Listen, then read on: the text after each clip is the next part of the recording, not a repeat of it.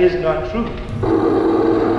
Our problem has been, as black people, we've always been concerned about white America, never about us. The very first man to die for the War of Independence in this country was a black man named Crispus Attucks.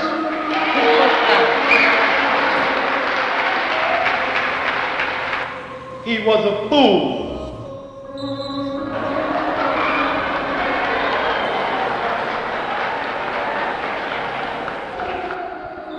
Please let us fight, white folk. And finally they came and inspected our troops and said, good niggas, you can fight. And they had us fighting the Indians. Like fools, we should have teamed up with the Indians and take care of you.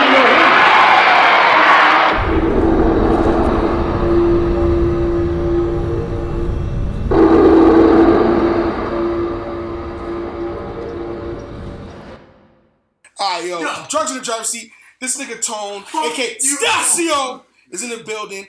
We got Issac The Pagan in here. You know what it is. Stu G. Yo, and we're arguing about Sopranos because I guess this nigga Stacio. Because I listen, all right, for years. Wait, Isaac, before you start going crazy. For years, I had to tell this nigga Isaac to go watch Sopranos. Yeah, that is true. That is 100% true. And then he would start and stop every time and say it was too much. It was a lot to get into. And now he's on fucking season 5 after like what 2 weeks of watching that shit. Yo, it's been like at least good like 2-3 weeks. I've been binging. But that's what I'm saying. Because it gets when you get into it, it goes so fast. That is true. And then Tone's retort was just watch Goodfellas. Fuck you, Tone. No, it feels like I'm watching Goodfellas, but in a long ass season. Form, yeah, it is. You know why some people don't respect it? Like Martin Scorsese, who made Goodfellas, he doesn't respect it because he said they just took my shit and just made it long form. Exactly, bro. Okay. But it's good. It's fucking good. Yo, can I tell you why I love it? It's good. Can I tell you why I love it? Can I tell you why I personally love it? Please tell Tone why you love it. I'm just saying. I'm just telling everybody out there, everybody out there. Express my love for Sopranos. Yo, the nigga's a mob boss and he goes to therapy because he has fucking panic attacks. That's like playing GTA. GTA. They stole that from Sopranos. So about the character of Michael in GTA 5? Exactly. When he's fucking straight. Exactly. They stole from Sopranos. I mean, but that's what they do anyway in GTA. GTA is... What? GTA is a parody. GTA is a parody. Put this in context. This is my first time meeting Tone. Tone, I like your beats on Instagram. I'm about to go back. Don't like. No, hold on. There's a don't like. Think about this. No, just think of this. It's like take it back. Yeah, he's gonna take it back. This nigga really Native American. He an Indian giver. Nigga take it back likes. Yo, I just feel like this, right? I just feel like, all right, if I watch Sopranos, I have to be ready for Sopranos. So trust me, bro. After episode 1, you'll be into it, my nigga. To me, it's the greatest fucking show of what they call the golden age of television, right? Which we're still kind of in. I guess it kind of ended with Game of Thrones. Because Game of Thrones was the last show where like everybody named Mother. And I didn't really care for Game of Thrones. This don't suck. I liked the first season. You know what I'm saying? When I saw that little nigga push that kid out the window, that shit was cool. I was like, okay, we in here. This shit's serious. Yeah. It's just like when I watched Sons of Anarchy and the girl is shooting heroin. And then it zooms out and she's pregnant. God, yes. I was like, yo! That was pretty shocking. Golden age of... Yo, but Sopranos... I'm watching Breaking Bad. Yeah. Breaking Bad was another show that was just out of this world as well. Okay, this is the shit. I gotta restart Game of Thrones, because I... Trust me, you're not missing anything. Never really saw Game of Thrones, so I don't know. The best part in that whole show is when fucking Khal Drogo, played by Aquaman, when he takes the fucking... The smelting gold. He said, "You want a crown?" And he pours that shit on his head. Then of course they showed. This is another thing that kind of threw me when they showed like how it was back then. How the bitch came in and she tried to like be on some. I'm a princess, and then they just threw her on the fucking bear skin and took it. I'm just saying. It took it. That's how it was in BC. I think my problem. I want to be honest. I think my thing is. When I know there's a show and I know there's a lot of seasons to that show, I'm like, you know what? I'm gonna chill. I'm gonna wait. Yeah. I'm gonna wait because I know there's a lot of seasons of Sopranos, so it's like It's really not. It's only It's 6. It's only 6 seasons. It's only 6. But then, Alright, then I gotta watch it. And it goes so quick because it's good. It's I so gotta fucking watch good. it. Yo, the other thing I like about it is that the shit he goes through with his wife. Where his wife at first, he's like, okay, you know I'm a mobster. We know we have Gumars. That's the one thing that's fire about the mob. Them niggas had a fucking position for the side bitch. It's in the clause. That shit was in the contract. I get a side bitch. Really? Yeah, it's called a Gumar. Yeah. Wow. You got your Gumar. You take your wife out on Saturdays. You take the Gumar That's what I out was on just about to say. Sundays. That shit was in Goodfellas. He told it. Exactly. That's why Scorsese was pissed off. But that's the thing though is that he took it. David Chase. He took it into a modern era. There are parts when you see, for example, back in the day, in the show, they tried to kill Tony because he was in therapy. Yeah. They tried to, because they was like, nigga, you in there crying? You in there crying to a bitch about business? And he had to duck and dodge and figure shit out. He had to smoke some people himself. He had to sit down with his own crew and say, listen, you can ask me questions about it. This is going to be the last time we talk about this shit. What you want to know? Nigga, I remember the episode where they found out Vito was gay. And then Vito lost all that weight. Oh, you didn't get that part yet? Oh.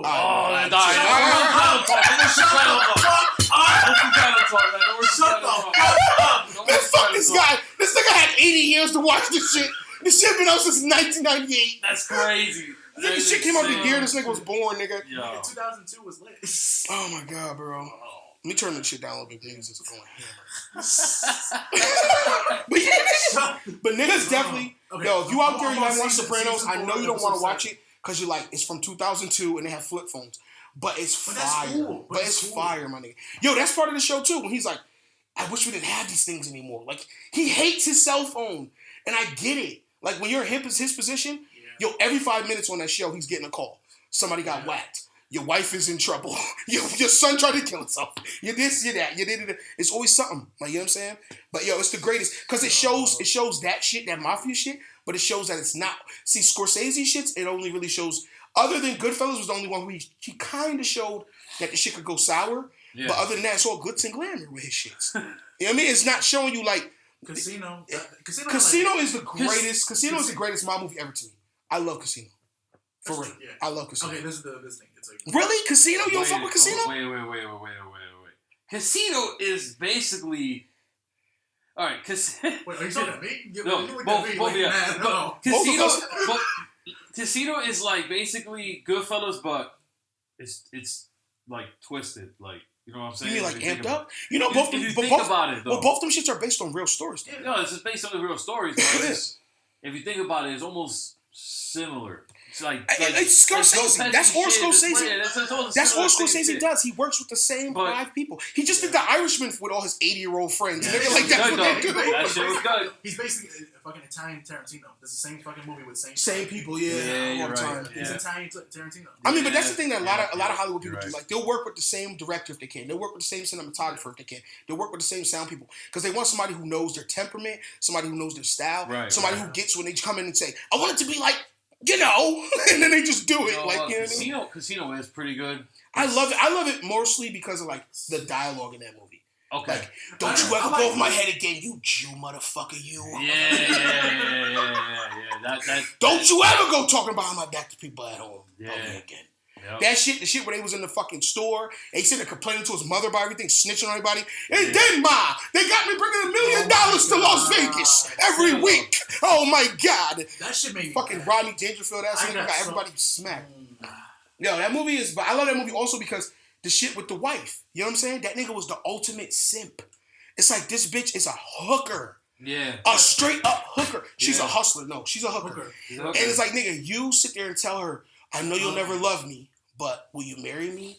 And buying her all this shit and giving her all these outs. Wait, did he even kill with her? Yeah, and then she tied the kid up and went to go fuck another nigga. Yeah. Then the other nigga got killed. Oh yeah, I forgot the fucking diner scene. That shit was diner scene. Oh, came beside his ass right next to it. But that's once again, it's like, nigga, look at you. You're wasting valuable manpower that should be being used to make and contain your money in the business interests of all the people that you work for, and you're using them to go beat up your wife's ex-pimp. Simping. Hardcore simping. So what are your overrated movies? Overrated movies? All right, let's go with overrated gangster movie to your knowledge that you feel that Overrated? Damn. played out I gangster feel like, movie. well, okay. Obviously, Godfather comes up as number one, even though Godfather is good. I would say- okay, I would you go say- with Godfather. I'll give Godfather. you Godfather only because Godfather 2 is so much better. Yes. It was so much better. Yes, I agree. I'll give you that. I agree. Godfather The 1 movie was itself, horrible to me. The movie itself, I'll say this. I mean, it was good. Godfather It 1 was too horrible. slow. It was good. Okay, this is how I'm taking the word, what you call it? Like you said, Overrated. Overrated. I mean, it's like everybody keeps going back, referencing it, going back, like talking about it. Yeah. Shit. Yes. It's like, Yes. Now, it's a good fucking movie. It deserves Yes. the credit that it does. Right. But nigga, just because you make a mob movie, stop referencing it back to that one fucking movie that came out in the 70s. Stop doing that shit. Yeah. I mean, Now, if you're it's just the only name that keeps coming up, like Godfather.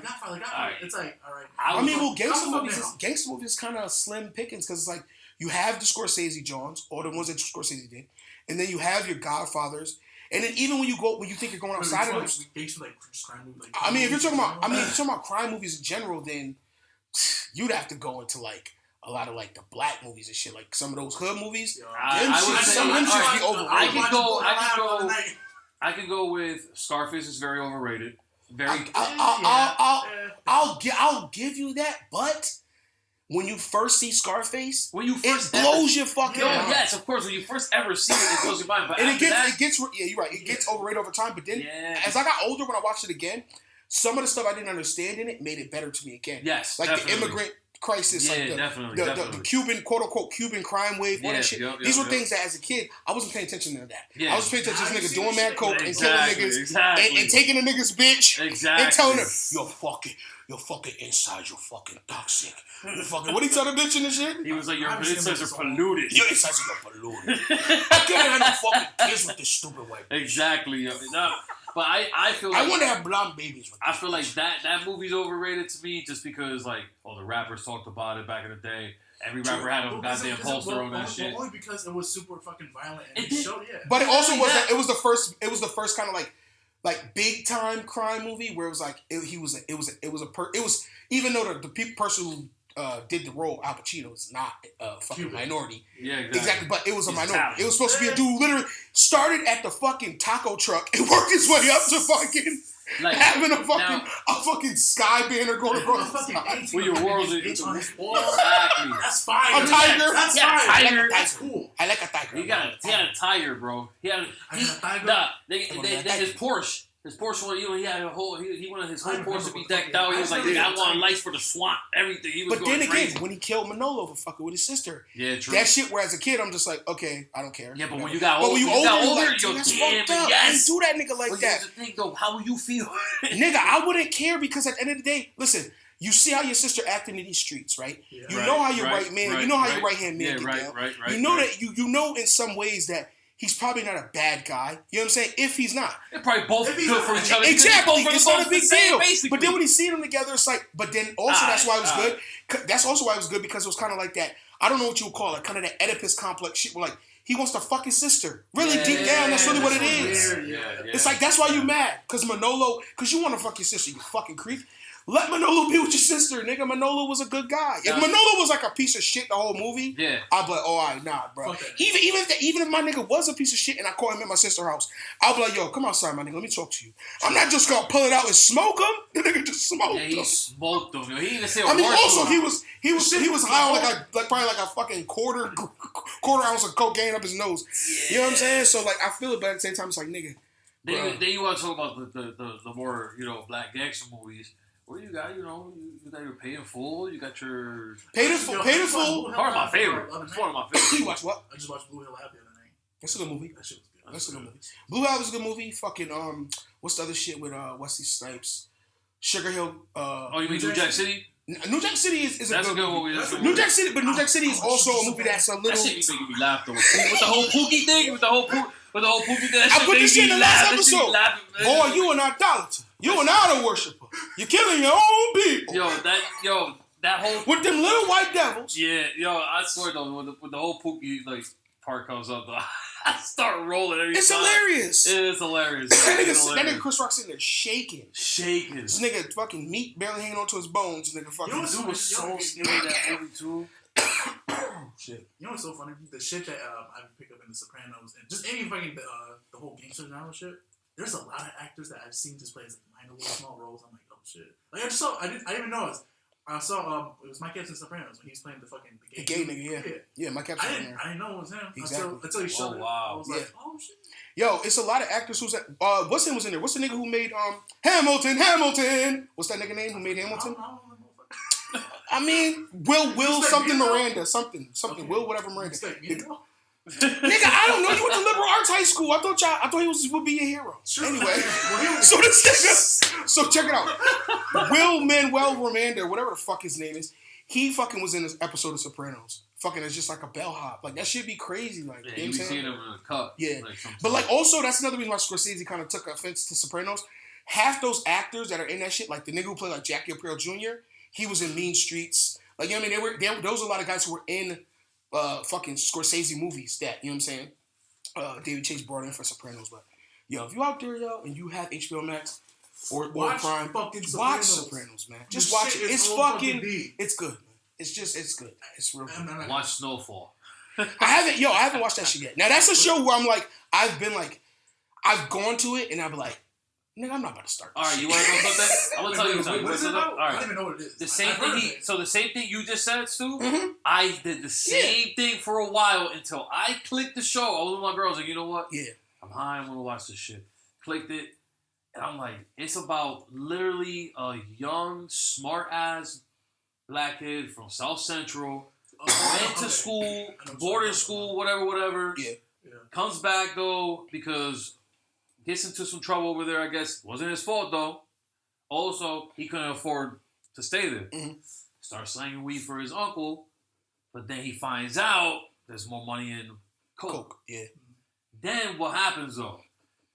Out of nowhere, he goes to Sacramento, and then somebody there shows him how to cook up rock, pretty much. And then so it's basically like, so it's basically kind of like the Freeway Ricky story, like Freeway Rick Ross. Yeah. Whereas like, because it isn't in the show, don't they get like into like how like CIA and all these people CIA are into the drugs and smuggling stuff, and because that's what happened with Freeway Ricky Ross. Basically, Freeway Ricky Ross found out that his supplier was a fucking CIA fucking informant. Basically, his name was like something Blandone or some shit. Basically, like it's similar to that. He's a cartel guy. But a lot of people like it doesn't say it's based on a true story, but it's similar to that. It's an amalgamation of a lot of shit. Exactly. I mean, not only that, but like when crack hit at that time, you had a lot of niggas who was getting dumb, stupid, retarded rich, crazy, ridiculous rich. Like, you know what I'm saying? New Jack City proved that shit. I mean, well, New Jack City was like the Marvel movie version of that shit. I'm gonna say nigga had a building. Listen, when he had that project building with like all this fucking tube systems, that shit was it's like, wild, nigga, the fuck out of here. Computers, what you putting on them computers? Nigga? Also, fucking evidence. That's another thing. Nigga put all the evidence on the computer. That's another thing. We sold 22 bricks, clickety click. That's another thing. Enter, save. What was the point of having computers in a mansion that to make it look high tech? Like I was like, to make it look like he's the most sophisticated. He's Batman. Yeah. To make he's the most sophisticated crack dealer that ever lived. But he's the Dr. No of crack. Yo, but you know what's crazy is that it's like I was watching New Jack. It's like Dr. No, he's a Bond villain. It's crazy. He's the Dr. No. Oh, I'm going to sell crack to the black community. It's crazy though because I'm watching New Jack City and I'm like, then I'm watching Snowfall and I'm like, wait a minute.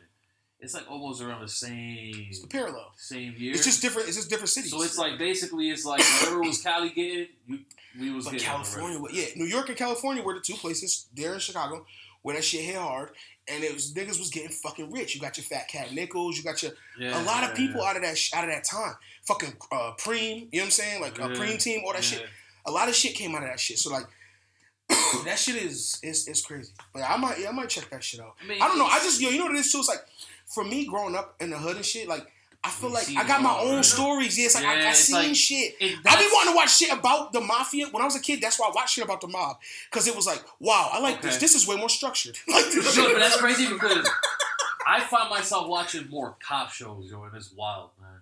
Like I just started watching Law and Order. Oh my god, get old. Fucking organized crime and shit. Doom. Yeah. This motherfucker watched Law and Order too. I'm pointing an accusatory finger. He watches Law and Order. I always saw Law and Order, SVU and shit, but it's like. SVU? Second. Nigga, that's the worst one. No, it's not. That's the That's the worst. That's the one where the- everything is sexual. That's the best one. I want to see these sex criminals go to jail. Oh, bro, hold on. Hey, he did what to a I'm little gonna tell you girl? like this. I'm gonna tell you why this is the best one. I'm gonna tell you why that's What the y'all do? best one. Ice-T? Was that Ice-T? No, nigga. First of all, I'm gonna tell you why in SVU. What you doing to this little girl? I'm gonna tell you You this. like young girls? SVU is You like better girls than all that the Law and fuck Orders because SVU it had the more drama. It had Christopher Maloney, Nigga, which when was he was Stabler. watching that shit, Yo, why does everybody fuck with Christopher Maloney so much? Bro, man, I don't give a fuck. I don't know why. bro, watch organized crime and you go see that dude. I'm telling you, man. That's I hate procedurals. They're called procedurals, and I hate them. I hate them so much. Yo, the only cop show I ever fucked with was The Shield. Cops? No. The Shield. You ever see The Shield? Why? With Michael Chiklis? They were dirty cops. It was realistic. What do you mean? It's They not beat the dirty shit cop out of shows, niggas though. and they planted evidence. It was very realistic to me. Okay. I was like, oh no, this makes sense. No, but I remember there was a show. See, I understand I watch SVU at least because SVU, at least they're catching the most diabolical criminals in the world. The most heinous criminals in the world are sexual predators. People do shit to kids, rapists. So I get that. Because I couldn't watch any other version of that show where like, we're trying to stop this heroin deal. I'm like, why are you trying to stop him? He has a thriving business. You're trying to ruin it.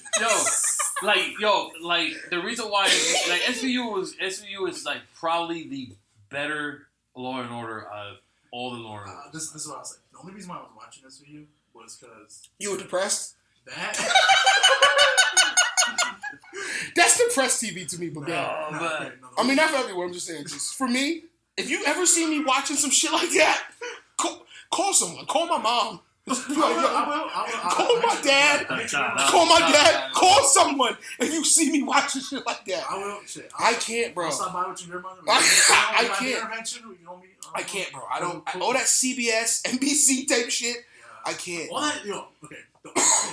I'm gonna get into the CBS shit, but the only reason I was watching SB was because it's the only interesting show on TV. I thought the fucking main cop was hot. I don't know. The white lady? Oh, you mean Spanish? She looks Spanish. No, you mean the lady with the red hair? No, the main one. Show me on your phone. Live. Show me on your phone. Show me on your phone. Right? Jesus Christ, I gotta fucking. Is it Stabler's partner? Yeah, you gotta show me what the bitch look like. It's probably Stabler's partner. I know, but he's saying she hot. I gotta see what she look like, so I can say that she not hot. No, okay. I mean, she was hot back in the day. Yo, his taste in white women is not good. I don't even. The white women that you've said recently, I didn't agree with. You said one earlier too, where I was like, nah. Oh yeah, Mariska Hargitay. Yeah. Let me see. That's Stabler's I partner. thought she was hot. Let me see. I thought she was hot, and then Ice-T was in it, so I was like, all right. You talking about this fucking lady? Yeah. Yo, you into MILFs, my nigga. Yeah, Yo, this lady from fucking this show, she look like you fucking... This lady look hella boring, bro. Hey. What are you... She was Mariska... Her name is Hargitay. Mariska I Hargitay. think I'm gonna call her by This bitch sound... This bitch sound like... Yo, can you make We'll go. Nigga, don't go by that Crips name. call her by her character name, she gonna leave. Yo, Livia! It's Livia from SVU! Yeah, she has a very strong jaw. Oh, and then look at this picture. This right. Damn, look at the corners of her mouth. Yeah, they don't age. She's old now. Yo, yeah, but that's what I'm saying. White bitches don't age well. Don't get one. I thought she was cute, and then Ice-T was in there, so I was like, all right, I want to hear this nigga's list, and I want to see her fucking, her hot ass fucking face. This girl is 14 years old. And you sit here. Yo, it's crazy how Hollywood does that. They love to invert things. This nigga spent all his life, not all his life, but most of his life as a pimp and a jewel thief. And then as soon as he gets in movies, He becomes a they cop. make this nigga become a cop. That shit is dumb as fuck. Nigga, that's like Ice Cube, though. But yo, you know what Ice-T movie was fire? You ever seen Dangerous Game? What the fuck? It's a good movie. He was a homeless guy. That was a freaking good Watch movie. that movie, Isaac. I will. He's a homeless guy. I'll write it down. He's a homeless guy. And these guys basically tell him, yo, we're gonna pay you and we'll come out to the woods, hang out, or whatever they said to him. Yeah. He was like, yeah, I'm homeless. I don't give a fuck. I'll do whatever. So then when they get out to the woods, I don't give a fuck. I'm homeless. I don't care. So I need some money. So they told us, I need some money. so they brought him out to the woods. And then all of a sudden when they got to the woods, they start hunting him. Oh, wait, hold on. I'm trying to I think it's a remake. I think it's a remake of a remake. Like I think the original Dangerous Game was a book about the same thing. Basically, That just makes me think of what was that shit that Stone Cold was in? When they were on the island and shit. fucking damned or something. That's Yo, Stone Cold did not do any good movies. Of course he did. At all. No, not at all. Even if he was gonna be a movie, if you would have told me that John Cena would end up doing better movies than Stone Cold, I would say no way. But maybe get started. He did. Yo, John Cena. Yo, did you see the new Suicide Squad trailer I sent you? Yo, you saw the new Fast and John Furious Cena. Don't make me get started on that. Don't make me get started on that. First off, okay, that shit. I remember watching fucking Tokyo. I remember my mom had to work, right? So she was like, "Yo, grandma," she told my grandma, she was like, "Here's some taking the fucking movies, like he's playing, and go take me to see Fast and Furious." And you went to see Tokyo Drift? I saw Tokyo Drift, and I saw the remake of it was like 2009 because I wasn't born when that shit. The remake of what? Fast and Furious 1. They made a remake? What are you talking about? The re-release? The remake. You didn't see the remake of Fast and Furious 2009 version? There's a remake. There's a remake of 2009. What they recast? So, when they got rid of when they recast Ja Rule? When they take the worm with braids from paintball? No, not like a remake. Like a worm with braids. They titled it The Fast and the Furious instead of Fast and Furious, whatever. I don't know. It was the other way around. Oh, so they were just being gay. Okay. It was just some dumb gay shit. Okay. Yeah. It was a stupid ass remake. It wasn't even a remake. It was a re-release. It was basically the same movie, but it was just like the name was different. I guess. Yeah. What? I saw Tokyo Drift and I saw the 2009 Fast and Furious in theaters. Yeah. I click on.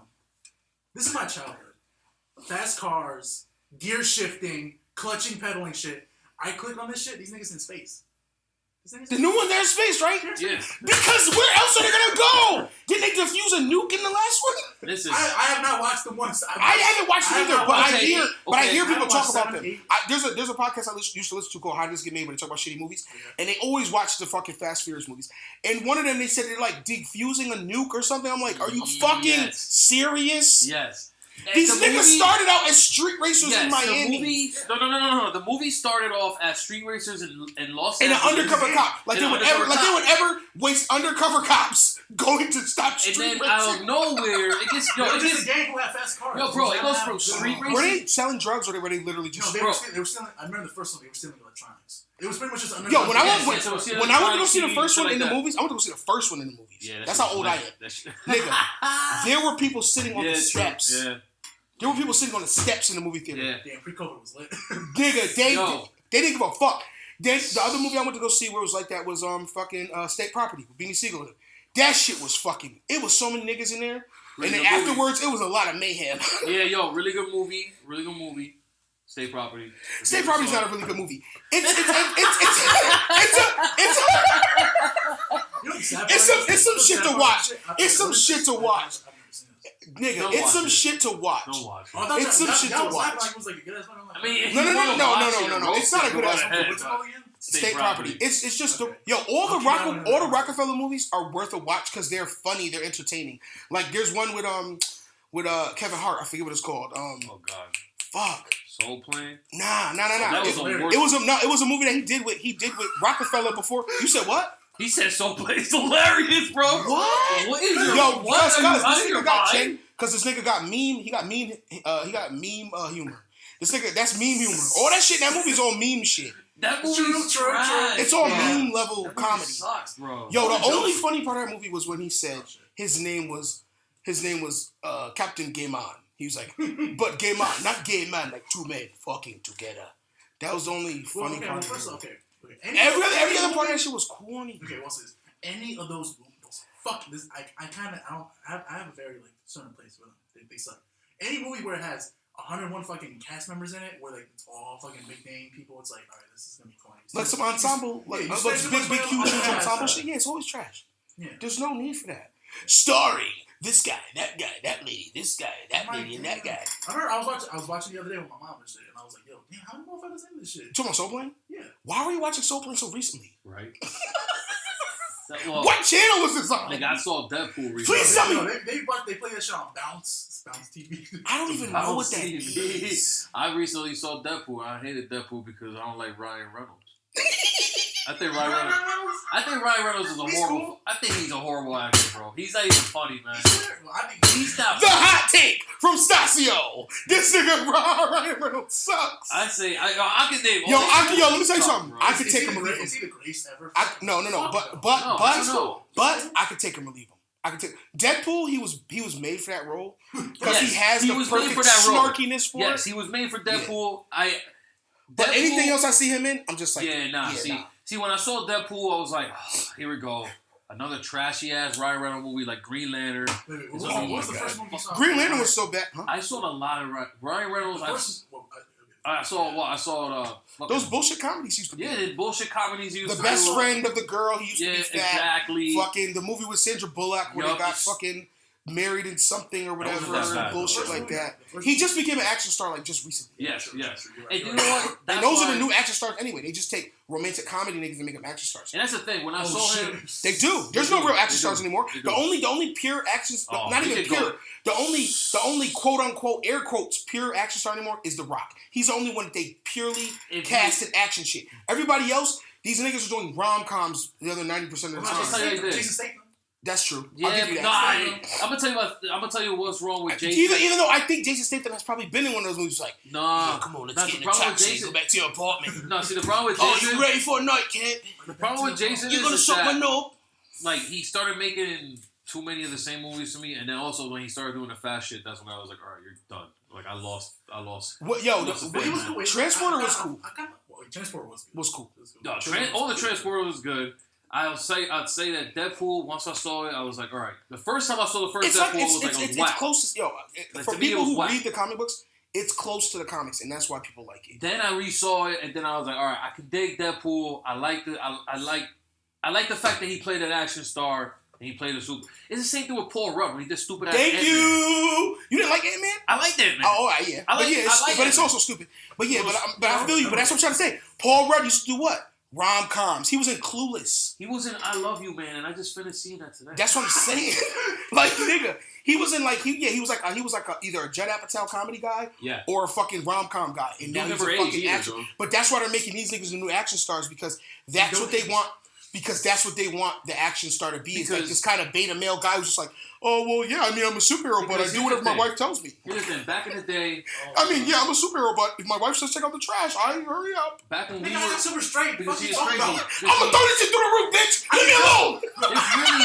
I can teleport in time. What the fuck are you talking about? I'm going to go back in time and not marry you, stupid bitch. There's really no action stars only because when me and him was kids... We had Chuck Norris, we had Van Damme, we had Seagal, we had fucking Arnold, we had Sly, we had the 5 major fucking action heroes, pretty much. And then later on, Bruce Willis. But Bruce Willis was the first one. But he was the first one they took from rom-com shit to make us action movie guys. You know what it was? You know what it was for me? It was De Niro. De Niro was good. He was going there until they cast him as fucking. Well, he was never really action guy. He never. The only action movies he did was Ronin, which was good. Wow. Ronin was good. Ronan's good. Ronan's good. Ronin was. It's like a heist. It's like a heist movie. It's with what's the other dude's name? The French guy from The Professional. That's another good movie. I forget his name. I haven't seen You never seen The Professional? You never seen that? That's a good movie, man. That's a good movie. No, but I was gonna say another good movie. It was good. It was good until the end. That's what kind of ruined it for me. The ending was weird. It was a twist at the end, whatever the fuck, that type of shit. What one? But it was the one where him and Pacino are cops, and one of them was a serial killer. No. He was great. No, I've never seen Heat, but I do know. You said him and Pacino are both cops? Yeah. Are you talking about and there's a killer. The Blood something or something? I know the title. No, I know which one you talking about. It's They're both cops? Yeah. Both cops. Fuck. Damn, they did a scene in the with 50 Cent. 50 Cent. Yeah. I know was that an action movie though? Or was it was an action movie. That was a movie. Thriller? Was it a crime thriller? Yeah, kind of. Like, you know what I mean? It's like, it was good. Have you ever seen Heat? I've actually never seen Heat. What the fuck? I'm gonna throw this fucking chair at you. That's fine. Yo, I'll take it. You ever played Kane Lynch?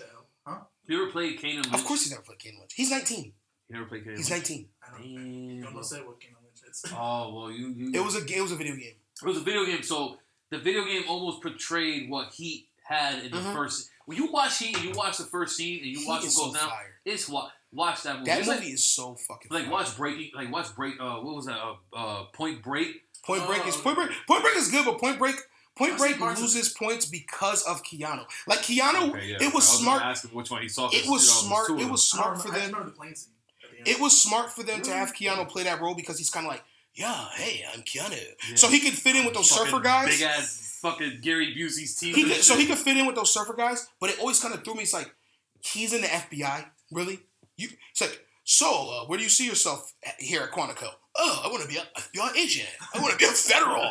I want to be an agent of Federal Bureau, dude. Yeah, it's like, get the fuck out of here. You're going to hire the Ninja Turtles to be fucking... The fuck out of here. You should watch Heat, though. You should watch Heat. Heat is a fire movie. You know why it's fire? Because it, to me, from my life experiences, I haven't been deep into shit like this, but from my experience of dealing with people who are those kind of people, that is the most realistic depiction of a nigga who, like, not fucking around. This is what I do, nigga. Yeah. I hit shit and I get the fuck gone. Yeah. And if you fuck around with that, if you play with that, if you impede upon me at all, you're getting smoked. Yeah. And that's it, my nigga. No questions, no answers. Nigga, I'm gonna be real, like, I feel like that was when he went to the hotel. Like, yo, my nigga, it's like, yo. De Niro played a different role in that scene, man. In that whole scene, man. Stu's recommended movies. Yo, De Niro. Yeah. What else? Okay, you got Heat. I'm typing this shit on my phone. Heat and what else? I'll tell you later when I have to edit this shit. I would say because I can't remember now. I can say a mad movies. I can say so many freaking movies. All right, like 2 or 3. 2 or 3 that I like personally, or just yeah, that you like personally. Yeah, I got too many, man. Too many. Top 3. Top 3? That's tough, man. Okay, just give me any fucking shit that come to your head. I mean, yo, listen. All right. What's the one where Seagal fought the Jamaicans? Oh, that's hard to. Is it? I think it's Hard to Kill. Not Hard to Kill. It's the other one. I think. Is it Hard to Kill? Yeah, it's Hard to Kill. It might be Hard to Kill. It's Seagal Hard to Kill. I one I've never seen, but I've seen. I'm gonna tell you like this. No. I'm gonna pull up some movies right now. Fucking right now. All guys, Heat and Hard to Kill. I'm gonna tell you some movies right now. Because Seagal, he has some good. Some shit to get some Van Damme movies right now. I'll give you a Van Damme movie. I've actually never seen it. You seen any Van Damme movies? Any movie? Bloodsport. Bloodsport is Bloodsport is essential. I've heard of Kickboxer, but I just know Bloodsport is Double Impact. When he played his twin. He played the twin? Yeah, Double Impact. Wait, I think Double Impact. Was it Double Impact? Impact? Double Impact wasn't the one where he was with fucking Dennis Rodman? No. There's a movie that Jean-Claude Van Damme did with Dennis Rodman. Yes, and then Mickey Rourke was in it, right? Yes. I'm serious. Yes, he did. I'm dead serious. He did. And it was... Double Impact is called? Yeah. We could put Double Impact, or let's put Steven Seagal, because even though he's a bad actor, he had some pretty good movies. Hard to Kill is the first. It's 1990. Is that the one with the Jamaicans? No. That's the one with the mob. That's the one with the mob. That shit was good. Then you got the one with the Jamaicans is the best one. Then you got Out for Justice. That's the one with the Jamaicans. Yeah, Out for Justice. And then you got Above the Law. That's another one. Above the Law. You could put Under Siege, the first one. Yeah. Because I don't know if Under Siege 2 is good or not. I would never. Under Siege. Oh wait, you got Mark for Death though. Mark for Death. So Mark for Death might be the one with the Jamaicans. Out for Justice, Mark for Death, and Hard to Kill. Those are really the only ones you need to watch. All the other ones are very kind of like Out for Justice and Mark for Death. It's watch those movies with a humorous eye, because Steven Seagal takes himself way too serious, especially now. Like knowing it's like this nigga takes himself way too serious, man. Yeah, because he's a horrible actor. He was like he said the Dalai Lama told him he was a deity. Oh yeah, this makes sense. The Dalai Lama made him a god, y'all. He swears that the movie he told Anderson Silva like. I was like, what's the guy? Like, it's not Boss Root, and it's one of those old timey guys, the old timey mixed martial arts guys, or like wrestling guys, fucking Irv Gagne or Gagne. Dan Severn or no, it was Gagne or something. One of those dudes. I can't remember his fucking name, but suppose he choked out Seagal on set of one of his movies and made Seagal shit his pants. I can believe that. Yeah, that was a good one. Van Damme called out Seagal so many times and Seagal never answered his challenge. I heard Macho Man Randy Savage beat the shit out of Jean-Claude Van Damme at the Viper Room, and I'm looking that shit up. You know how many times Randy Savage called out Hogan for a real fight, and he still was So Van Damme, are you gonna fucking take on this challenge? Bitch, y'all, you can do your karate all you want, you little bitch. So you're gonna kick me, and I'm just gonna snort it. I'm gonna snort your kicks, you little bitch. I think that in his real life, Macho Man called people a bitch. Hey Hogan, you wanna fuck Elizabeth, huh, you little bitch? Yeah, that's the perfect fucking voice to say, bitch. Oh, you want to come backstage, you little bitch? Oh yeah.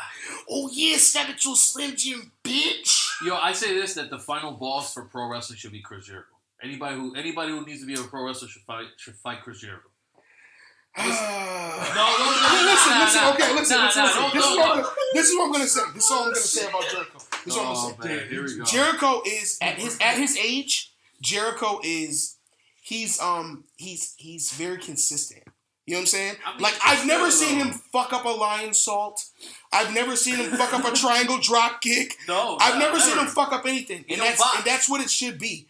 But it's just like, yo, the older he gets, and he starts getting that like Ric Flair barrel chest old man body, this shit is. But he reinvents himself every of course. year. Jericho is a wrestling genius. Wrestling guy. Like when you talk about, I don't call people guys, but if you, Thou shalt have no fucking before me, you will be smited, my son. Like, yo, but check it out. As far as like, what's the other old dude? Christopher Daniels. That. Jericho is Christopher Daniels, but if Christopher Daniels actually like had legs in the business and like succeeded in WWE and like really went to the top, because he's just a. I don't mean in the sense of I don't mean in the sense of talent. I'm not comparing their talent like, as far as the shit they could do. Especially young Chris Jericho, he was doing some wild shit. But I'm saying as far as like that longevity factor of that guy's 55 and you can't tell because he's hitting the moves. But what I'm saying is Christopher Daniels still just looks whatever.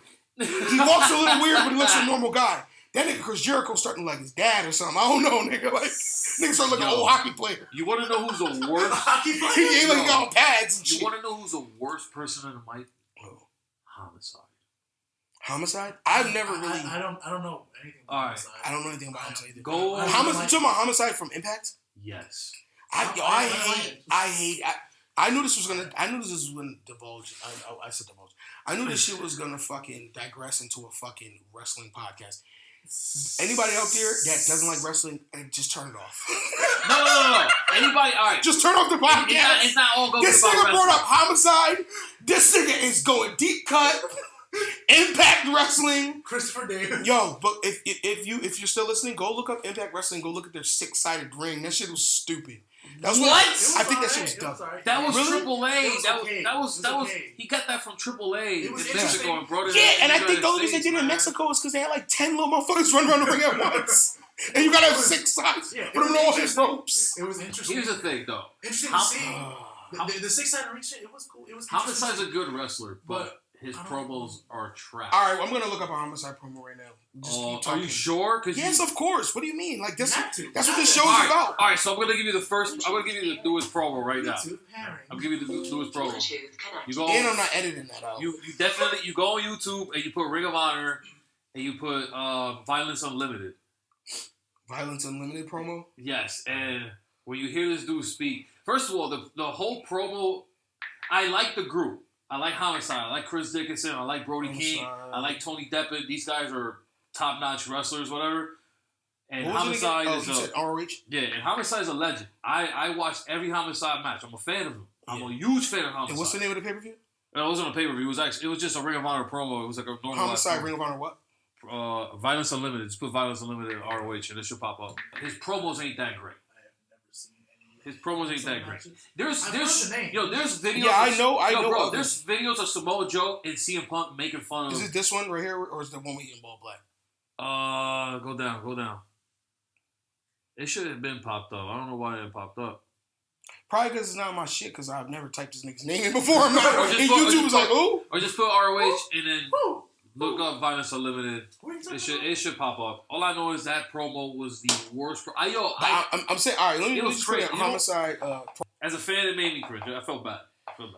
I mean, all wrestling, especially like, he's sick of being disrespected by Conan. Let's hear this. This is him talking. I always remember December 29th of 2005, Conan gave me a call. Yo, can I tell you what this nigga sound like? This nigga sound like the plug. When Conan called me, he said, you need two. I said, okay, give me like 15 minutes. But listen, if I be outside, you gotta be outside. You gotta be outside, man. You know what really is a big fucking Hall of Famers. What? The turn off, whatever. It's fucking the name. It's like it's not. It's a very homicide. It's like homicide is like you're overcompensating a lot. Yeah, it's very stereotypical. it's like oh, I'm gonna kill people. Call me homicide. It's like nigga, no, get the fuck out of here. His friends, but this is the thing about wrestling. There's a certain type of person who becomes a wrestler, and most of them are fucking people who have bad taste in what's cool. You know what I mean? Like, look at how they dress. All that shit. Wrestlers are probably some of the worst dressed people in the world. All right, so in and out of the ring. I'm gonna give you the promo right here. So you gotta go to Stone Cold still wears like fucking his father's jeans. You gotta go to this video right here. You saw the meme of him, and he was walking out the liquor store with fucking 12-pack of flip-flops on. A 12-pack of flip-flops? This thing Stone Cold, he's walking around with jorts wearing fucking flip-flops, carrying fucking 12-pack. He's a fucking podcaster. That's what I would do too. Put on my slides and go get some motherfucking liquor to do my show. I pulled up get at Chris Jericho for an hour. I pulled up the homicide promo that's new. What is it? So you gotta go on the Ring of Honor actual YouTube. Oh my God! You do, and then you gotta skip to 18 minutes and 43 seconds. Jesus Christ, Tone, come on, dude, you gotta listen to it though. You gotta listen to how cringeworthy it is. I'm telling you. I gotta go to 18. Bro. Why the first time, you tortured me, bro? Because it's funny. Wait, when I told him that you thought that Orange was the best promotion, this nigga trying to die. Wait. I never said that. I never said ROH was the best promotion. I'm saying it's like. What's your favorite promotion right now? None of them. NXT? Not even. Not one. NXT is literally the only thing right now that I will even check in once every couple months and just see oh shit, this is like a good match and I'll watch it. Honestly, when I saw Kyle O'Reilly was fighting fucking I didn't watch that yet. When he was fighting fucking Finn Balor, I was like, this is gonna be a good match. Well, because these two dudes who they got, you know what I mean? They do everything. My two favorite promotions right now is GCW and ICW NHB. I know ICW is. I don't know what the fuck GCW is. GCW is fucking Joey Janela shit. I don't know. Isn't it Joey Janela's promotion? Nah, it's not Joey Janela's promotion. They just book it that way? They just book it that way? No. What they do is every WrestleMania weekend, he has a thing called Joey Janela Spring Break. Yeah, so Spring Break, that's just GCW cross Joey Janela. Oh, okay. Spring Break. All right, that's what I mean. I thought it was his promotion. Nah. The promotion is owned by a former referee in the Indies, though. Mm-hmm. He's a very known former Indies referee. So he owns that promotion. And then there's another dude who owns ICW NHB, Danny D'Amato, who's also a wrestler. But NHB is ICW is British, right? Yeah. No, ICW NHB is from here, from the United States. Yeah. Yo, when I was deep into watching indie wrestling, I used to fuck with Progress. Progress matches. Progress was great. Progress. The Super Strong Style tournaments was great, bro. I'm not even going front. I used to fuck with Progress heavy. I used to Progress. That's why I first seen Walter. Yeah. That's why. WXW was the first time I saw Walter. Oh, for real? You used to watch that shit? Yeah. I can't watch that. I can't watch German wrestling. So tough. This nigga Tone is a hardcore. This nigga is watching German wrestling. I know what he's talking about. Because I used to be wrestling geek heavy. We used to watch Japanese wrestling. I know, but nigga, it's like German wrestling. Yo, I can watch Mexican wrestling. I can watch Japanese wrestling. But when you get to German, I can't. It just sounds like it sounds like Nazi wrestling. No, it was tough, bro. It was tough. Yo, he's not that Jordan. It's like, yo, he cut a promo. Tough, bro. Yo, Hitler would have been crazy in wrestling. You ever saw? Hitler would have been crazy in wrestling. You ever saw Dragunov? His finisher would have been the gas chamber, and it would have been the gas chamber, and it would have been a choke out. The Iron Maiden, a chicken wing choke. Nigga. And the fucking Zyklon D would be a fucking V trigger. I would have with those puffy ass pants. Wow. I saw. Wait. Let's keep going about Hitler wrestling. Oh God, no. Hitler versus Hitler versus Stalin. Go. I saw. What would Stalin say? Fuck Stalin. Who's the dude from Italy? The one from Italy. Mussolini. Mussolini. He used to bump. He used to do that. He used to pound his chest when he used to talk to his people. Oh, yeah. This nigga was already a wrestler. He was cutting promos. We're going to crush them. You know what I mean? He was already cutting promo, bro. Shit. Oh, man. A lot of this shit is... Yo, that's why... But that is the original reason I love wrestling. That's the reason why I got back into wrestling is because wrestling is like a... It's a representation of just all entertainment. You know what I'm saying? They're a parody of everything that goes on. Movies, TV, culture, politics, all that shit. You know what I'm saying? Demonic rituals for no reason. Oh, yeah. But, I mean, Vince McMahon, that's why he's the most successful. Because he's in the shit. Yeah, because He's with the shit. Yeah, he's with the shit. Whatever looks good on TV. No. Vince is into that shit. Whatever's good shit. Vince is with it. He was with it. He with the shit. Him doing him as the voice of God, saying he was God, sacrificing his own daughter, telling his daughter they should do a storyline, where her baby is actually his. Yo, that stuff was wild. And then when she was like, "No, Dad, that's gross," he said, "Well, how about your brother?" Yo, you know what's crazy? I'm serious. Yo, it's crazy what he used to do to his wife on TV. Yeah, There was a storyline where his wife was in a coma. If you want a kid who watch wrestling, or you don't remember this, there was a storyline where Vince McMahon's wife, Linda McMahon, who later went on to be in like Congress or a senator, which is sick. Insane. She's senator of Connecticut. And then Trump, but anyway, but listen, so check this out. Like, so she was in a coma, and she was in a wheelchair, and they'd be wheeling her around, and she would sit there stiff and whatever, and Vince would be, like, making out with Trish Stratus in front of her, and, like, grabbing bitch's ass, and, like, basically molesting his talent in front of his wife. Shit is insane, yo, this guy is crazy as fuck. Yo, he's a genius, yo. The only thing about Vince that was ever genius, I'm serious. He's a genius. Have you looking at this shit recently? Even back in the day, that shit was stupid. Yeah, it was stupid back in the day, but still was great. I'm gonna tell you, coming out of a fucking egg, really? Let me tell you, the only genius thing about Vince McMahon is that he had the wherewithal to take that shit national to the next level, and then international. Right? That's one. For two, he knew who to listen to. When people gave him suggestions, he would say, "Oh yeah, I like that. That'll work. Oh yeah, that'll work. I like that." You know what I mean? Fucking, what's the little other Vince? His little Vince. Vince Russo. Vince Russo coming up. Hey, you know what we should do, boss? Whoa. We should have that fucking Fuck Vince Russo.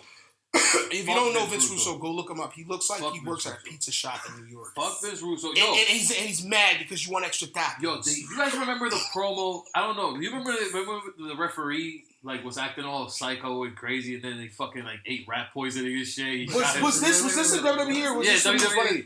It was when Josh Matthews was still there. Oh my gosh. It was just the worst stuff that WWE. So what you're saying is that when Vince Russo said that he came up with some of those like Attitude Era ideas, that he was lying?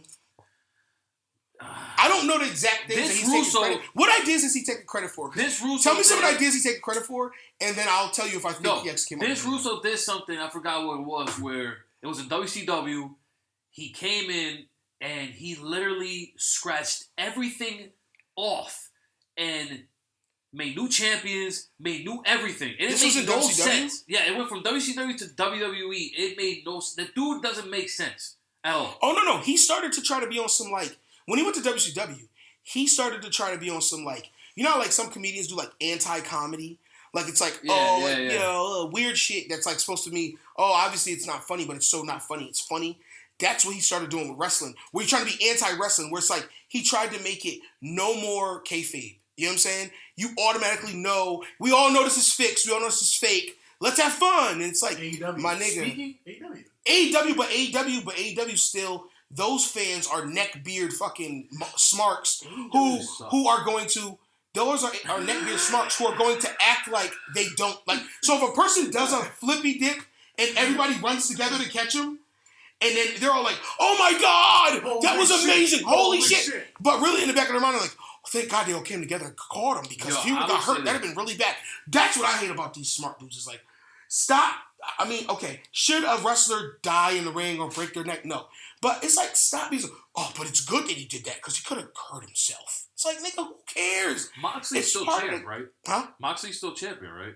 Oh. And what, in Impact? No, I mean, I'm on AEW? Yeah. No.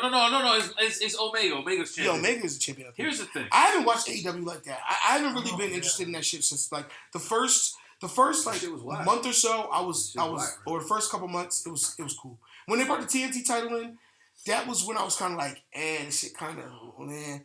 Then it's like I kind of lost it. This especially like you said when COVID hit and shit. It's like they had no audience. It's like this shit is not even. When Matt Hardy showed up, she was good, but there was no fucking crowd. No, it's just standing there in the fucking empty arena. Delete, and I'm like, bro, this shit was lit if there was a crowd. Now, to cut the wrestling thing, because let's get to this stuff about Vince using coke.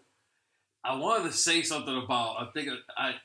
For years, I felt like this one celebrity, has been on the white, and I have to say it. Ooh. Guy Fieri. Oh yeah, he definitely seems like he does cocaine. Guy Fieri, no, that dude does cocaine. He definitely. Seems He was caught maybe 3 years ago in a Playboy mansion. That nigga was snorting coke. Of course he's doing coke. I mean, he's fat as fuck and red whoa. He's fat as fuck. People, hold on. When Hugh Hefner was still alive, he invited Guy Fieri to the Playboy mansion. Yes. You talk about shit falling off. You talk about nigga. It used to be super AAA mega movie stars at that place, and now Guy Fieri is in the fucking grotto. I mean, I guess it's whatever though, because they probably never cleaned that shit. He's in a soup of. He's in a soup. Yeah, he's the master of flavor. He's sitting in a big soup of like every fucking in his fucking what? What's that shit he drives? That red Camaro shit. Yo, did somebody steal shit? That shit. Didn't a kid steal his car? Yeah, somebody stole his car and then he got it back. Pretty much. A teenager stole his car and was stunting in that shit for days. Nigga, that shit. What was it? The cars. Maybe for a day. But it's crazy. What did you had to keep it running? How else did he steal that? Well, you can't hotwire that because I think when it was shooting, he had. I mean, you can, but it's probably bad difficult. It's probably like a plate over it. You know what I mean? Newer cars, you can't just go in there and just like in the 80s, like in old action movies. Nigga, what the heck? Carry on this Guy Fieri's whip. He was like, he left it running. Probably he probably left it running. That's what I think. I think because when it was Guy Fieri seemed like the kind of nigga who like being like college bitches DMs, even though he went to a college party type of school. Nigga, I am omniscient. He went to Vegas. To college, so you know this. He went to Vegas and went to a college party. He went to a college in Vegas, so you already know. Oh, he went to college in Las Vegas. So you already know that that's a like, party. Yo, people go to college in Las Vegas and people go to college in Arizona. They're gonna be fucked up. Yeah. Exactly. You're gonna come out like Guy Fieri. You're gonna come out like Guy Fieri. Just everybody's like, I'm still 60 years old, still dyeing your hair. Fucking what color is that? I don't know. Blonde. That's like I think it's silver. I think he gets a box and it says silver spray paint. That's a Hogan silver color. Spray paint. Why is he all spiky all the fucking time? That should be all. It's like nigga, this is not the. Yo, he looks like he's in Sugar Ray, like one of those old '90s bands. Like nigga look like. He's always wearing fucking flipping He's for me. He dressed up in a fucking Bam Bam Bigelow shirt. Get it up. Yo, I'm gonna start playing Sugar Ray. This is what Guy Fieri looks like. Yo, all the old people with fucking jorts and fucking white. All the old ass niggas. Yo, he got sick off of doing that show. That driver's. What you want? Is this the shit? Is this the song? Yo, he's really playing Sugar Ray? I'm gonna play this shit. You really playing? It's fucking feminist propaganda commercial. For real, it's an Axe commercial. It's mad feminist propaganda and this shit. I don't know. Wow. Just want to say I don't use app. This one guy Fieri. What kind of car does he have? A red Camaro. He definitely plays the Camaro. That's the sound of his car. He's going to pick up college girls. With flip-flops on. He's like, hey bitch, this is the best burger in Jersey. Exactly.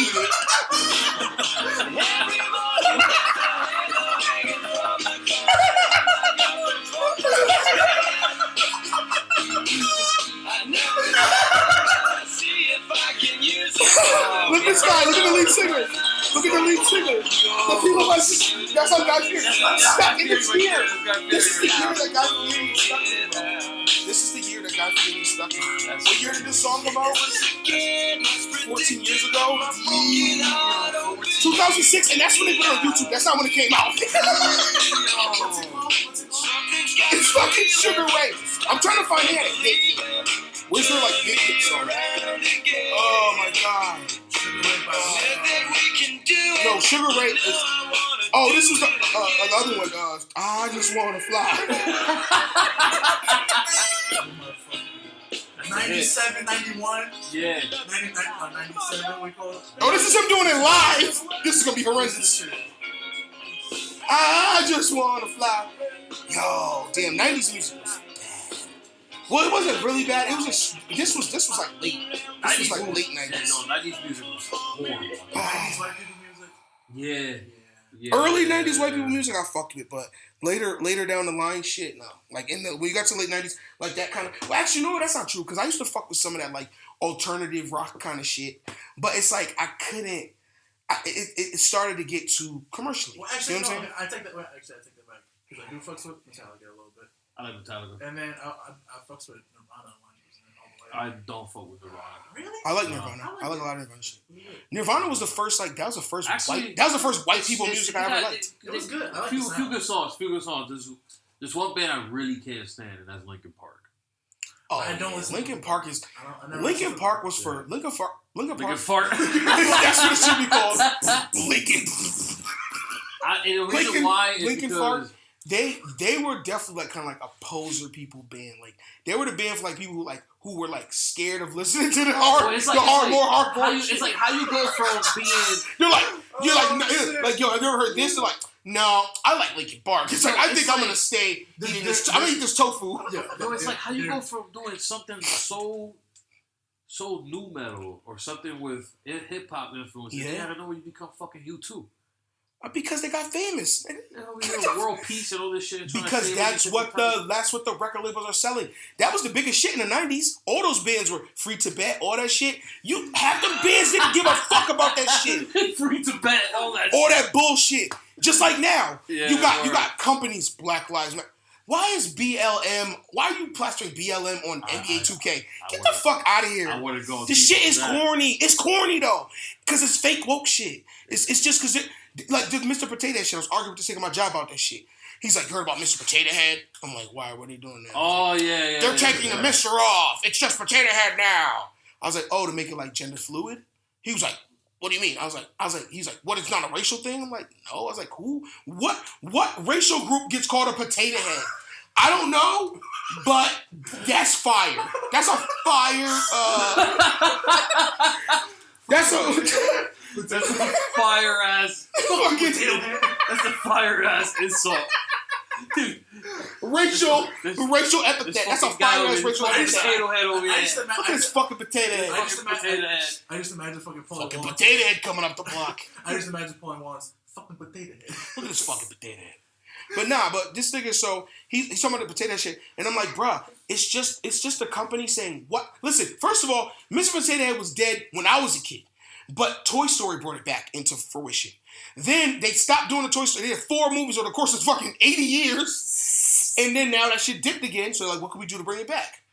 Do this shit, so then moms will say, well, for Christmas, I'm buying Timothy a potato head. Did you know that they took the Mr. off? It's great. See, this is courage. This is against silence is violence and all that kind of bullshit, gay shit, bro. It's just like it's so and these people fall for it every time. They don't care about you. They don't care about your kids. They just want your money. Just like the nigga was crying. He was crying about Space Jam, and then Space Jam they took out Speedy Gonzalez. I was like, the Mexican shit, the Mexican mouse that literally wears a sombrero and only says "Amiga, amiga, amigo, arriba, arriba, arriba." Really? He's like, that's not all he says. I'm like, yeah, it is. He's like, and then they took out Pepe Le Pew. Why? I'm like, because he's a stereotype too. Of who? I was like, of French people. Yeah. That they stink and they're rapey. And always looking for sex. Yeah, you know what I'm saying?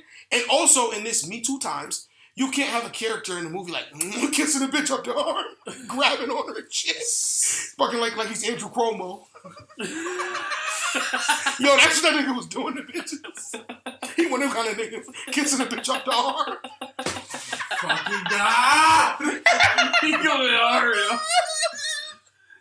But yeah, yo, and I'm just like, bro, I was like, bro, they only did that because you take the Mexican character out, now all the Mexican people are gonna come see your movie.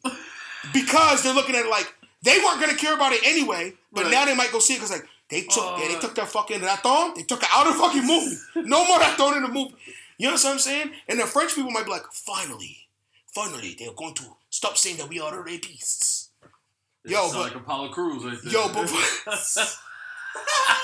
I was watching this shit online though, and they was saying that how like women in France don't even wear skirts because them dudes are like that. Oh, really? Yeah, like chicks who take the train, they're like, I just wear pants and they're really they're real. They're about to put on burgers. Like, crazy. Wow.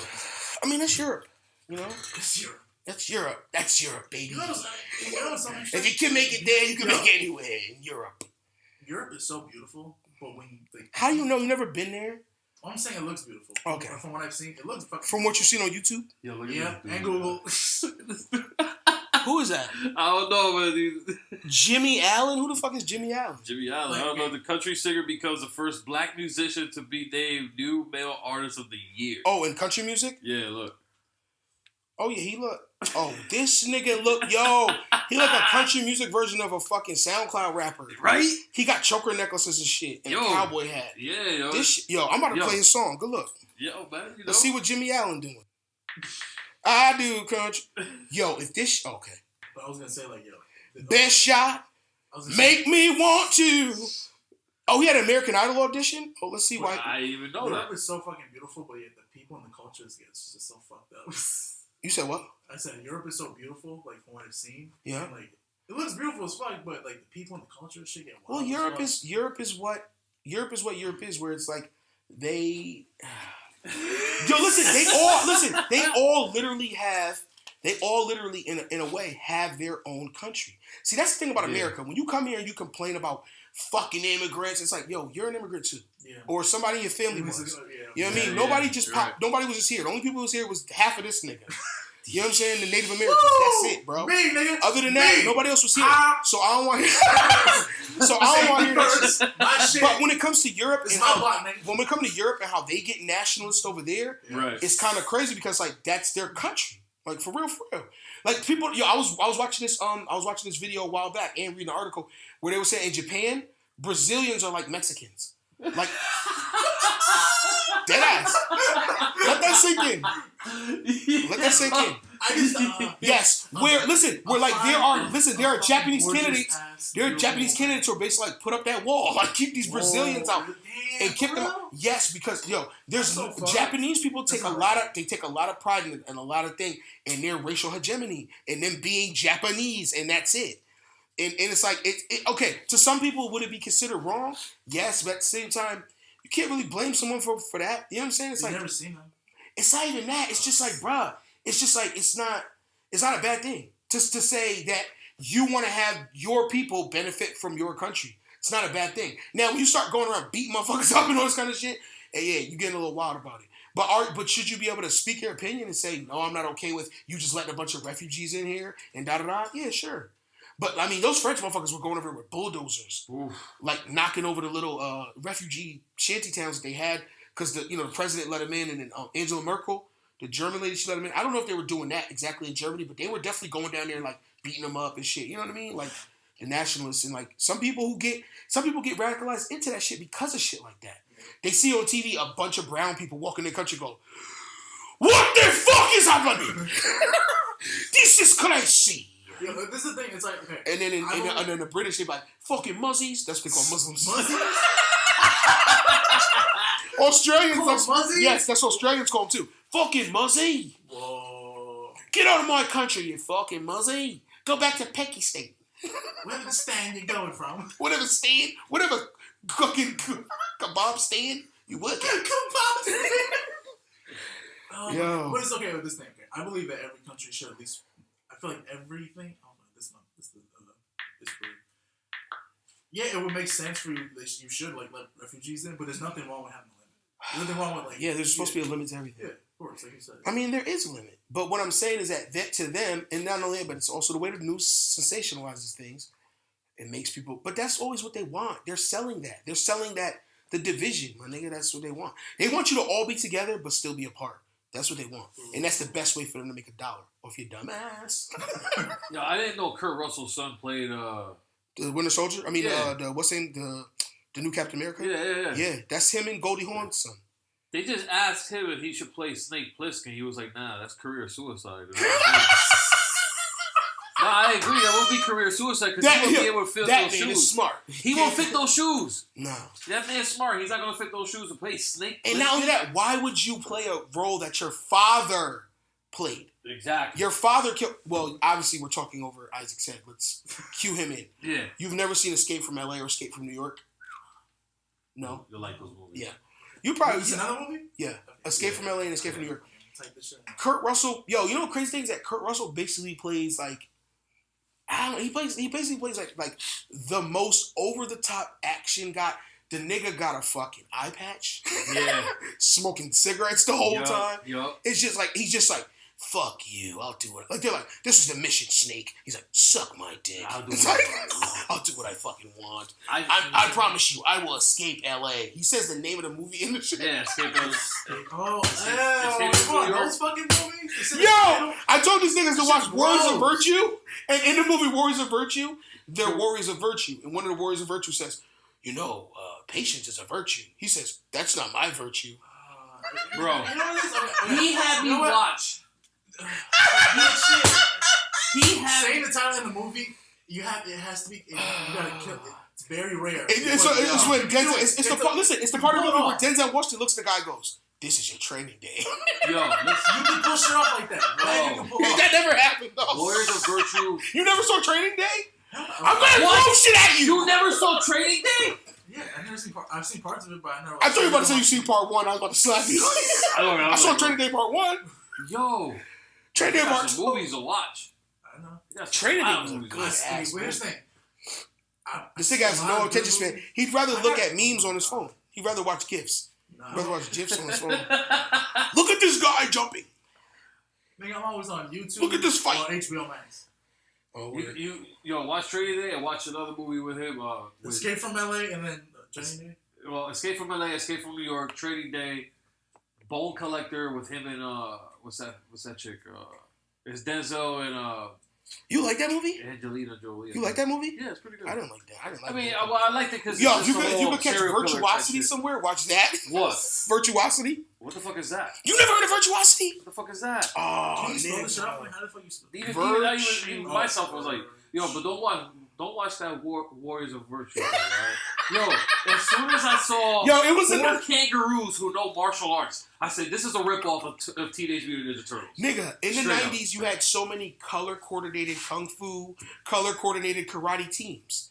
You had the fucking Ninja Turtles. You had the Mighty Morphin Power Rangers. 3 ninjas. 3 ninjas. You had Warriors of Virtue. You had fucking... And then every other thing after that. They all did color-coordinated shit. Powerpuff Girls. Power Rangers. Oh, you said Power Rangers. Yeah, I said Power Rangers. Thanks, Isaac. Virtuosity. It's with fucking fucking Denzel Washington. You probably won't like Hackers either, but you can watch Hackers. Hackers is pretty dope. Yo, Hackers is gonna blow your mind because it's gonna show people like hacking through payphones and like shit that didn't make any sense. Yeah, Hackers is pretty. Yeah, it's alright. It's not a bad movie. I don't want to watch it. Delete. VIRTOSITY.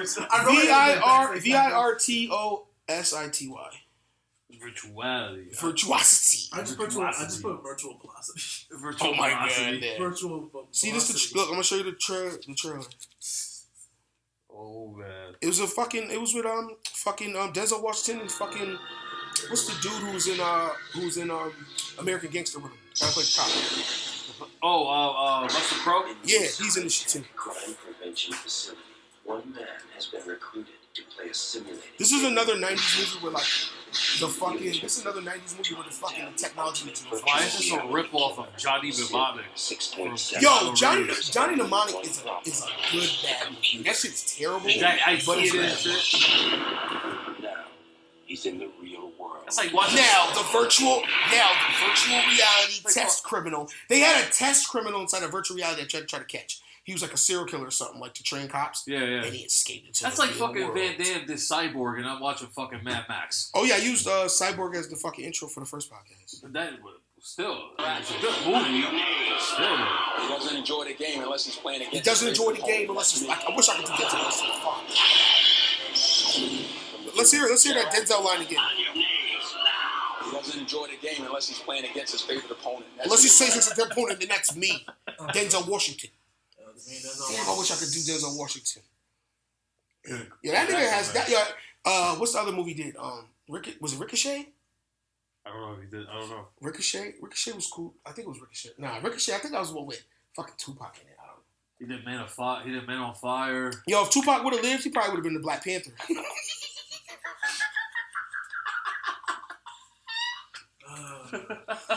Well, come on, let's say roles that we think Tupac could have got if he would have lived. You want to go there? Yeah, I want to go there. You want to go there? Movie roles that Tupac could have got if he would have lived. Damn, I don't know.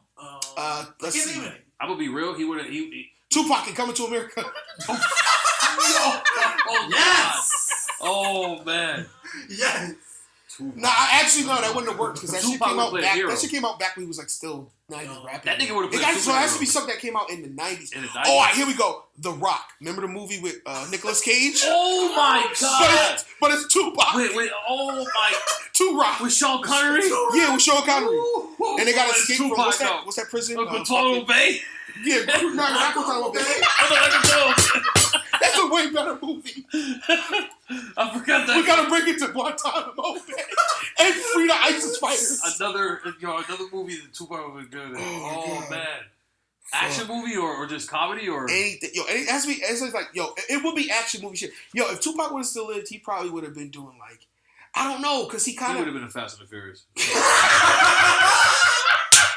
He would have been in Fast and the Furious for sure. He would have been in every Fast. He would have been Tyrese Park. Yo, hell yeah. He would have been Tyrese Park. He would have been a rat. He would have been done. Yo, he would have been in all the parts, yo. Niggas gonna be shocked. Talk about Tupac like this. Ludacris. He fucking did Ludacris and shit. Imagine if he was Ludacris. He probably would be that fucking computer nigga. He's like, you computer nigga. He would have been Fast. He would have been Wells movie. Holy fucking shit. He would have been another movie. Oh my god. Fucking Die Hard. Yo, he would have been Die Hard. What was this? Baby Boy? He would have been a Baby Boy. Tupac. Biker Boys, he would have been. Oh my god. He would have been in Biker Boys. That would have been the end of his career. He would have got fat after that. Everything would have went downhill. And people were like, yeah, this nigga should have died when he was like. There's other movies I know he would have. You know, he should have died. I was like, imagine Tupac and fucking Friday. That shit would have been. Who he gonna play? Depot Park? He could play Depot Park and punk the rest of these niggas. That'd be believable. Even though Tupac wasn't even like real life tough guy. Yeah. In movie version, yes, Tupac is punking you niggas. The fuck out of here. He would have played. Actually, the Rush movies he did some fucking gay movies. Rush Hour. Rush Hour? Imagine Tupac and Jackie Chan. That shit would have been hilarious. That shit would have been great. It probably would have been a Chris Tucker, corny ass. Fucking, I can't wait to do my Michael Jackson impression in every movie I ever been in. He does a Michael Jackson impression in every movie. Every movie. He does a Michael Jackson impression in every movie he's ever been in. That's the shit. That's what got him famous. Yeah. Isaac, your fucking ghetto logic sometimes really fucks me up. That's what made him famous. So do it every day. Well, I mean, like, oh my god. Don't stop, nigga. Keep spinning. But that was his Keep spinning, nigga. Keep spinning, nigga. Keep spinning, nigga. Because that's what made him famous. So, of course, he should be in a $180 million movie and do it. No, man. That was his signature, though. Who you think you got? Tested Clinton? Yo, you know what's so crazy? I thought like that was like an ad-lib line that he added in there. Like, because I'm like, oh, wow, he's funny. Yeah. No, that was a line that was in the script that he kept fucking up. I watched behind the scenes. He was like, who's your chest? Who you think you got? Chest and Piston? Yeah. Wait, what's the girl name? It's like, they're like, you don't know who the president's daughter is? Yeah. Nah, nigga, I got millions of dollars. I don't worry about shit like that. I'm rich as fuck. I don't care who the president is. Yo, Chris Tucker. Yo, that's why he haven't done another Friday, yo. Nigga, I watched his newer, like one of his newer comedy specials. Show's black, right? What? That shit was sad. I wanted to cry for this nigga, bro. Well, not really, but I felt bad for this nigga, bro. I felt bad for this nigga. I'm like, damn, bro. When he brought the shit on Michael Jackson, I was like, okay, this is cool. Why are you always so obsessed with Michael Jackson? Did he molest you? What is going on? Michael Jackson, man. That was like, it was okay. From a joke. I don't understand how anybody could. It was a good setup, and I was like, okay, this is cool. I want to hear about this. And but the shit fell flat. But listen, I to this day cannot understand how people in the 90s were like crying when they saw him and like such big. It's like he looked like a fucking monster. What kind of magic was this nigga? What kind of magic did they conjure up for this nigga? Did you hear his lyrics? I mean, I don't know if he wrote all those songs, but I've heard them. I mean, yo, when you listen to songs now, like I think it was Rosenberg, you know, the Rosenberg dude? He was like, yo, pretty young thing. He said, that shit sounds weird now. And it's true, nigga, it do. Yeah, it does. Oh my God, it does. Oh my God, it sounds like he's talking about a young pretty girl. Young thing. Oh, man. Call him a cocaine. Oh my God. Bro. I said this, I just did an episode with Drake, and I said the same thing. Macaulay Culkin said that Michael Jackson never touched him. But have you seen Macaulay Culkin lately? Yeah. He looked sick. Yeah. And well, not now. He looks healthy now. He looks off the drugs. I don't know. No, he's relapsed? No, I'm just saying, he looks a perpetual heroin addict. I don't care if he's doing it or not. And then, fucking Corey Feldman, he said that Michael Jackson never did nothing to him, but he still dresses like Michael Jackson to this day. Yep. And he has a band. Oh man, don't tell me he has a fucking band that pays tribute to Michael. No, he said. Oh no, because he said him and Michael Jackson grew up dancing together. Yo, shout out to Bonfire. Shout out to Bonfire Radio, because that's where I first heard about this shit. Corey Feldman having music. Oh, I remember. I just finished watching a movie with Corey Feldman. What movie with Corey Feldman as well? The two Corys. It was License to Drive. Oh my God. You know? License to Drive is whatever. The best movie they ever did was obviously fucking what's the vampire movie? Lost Boys. Yeah, that was a great movie. Lost Boys is fire. The soundtrack. You never watched Lost Boys? Lost Boys soundtrack is amazing. Oh yeah, my mom likes that movie. Yeah, Lost Boys. You said you don't like it? I like it. You know, I don't fuck with like the whole like monster fantasy shit. Really. You know? Look, first of all, he showed them. This is something that they mentioned on the Bonfire. This is the picture from his album. He showed it to him on his cell phone. He's on the Today Show performing this. Are you fucking kidding? This nigga's a crackhead. Look, watch. Is that him dancing? Yes. No way. Yeah, and he's gonna sing and everything.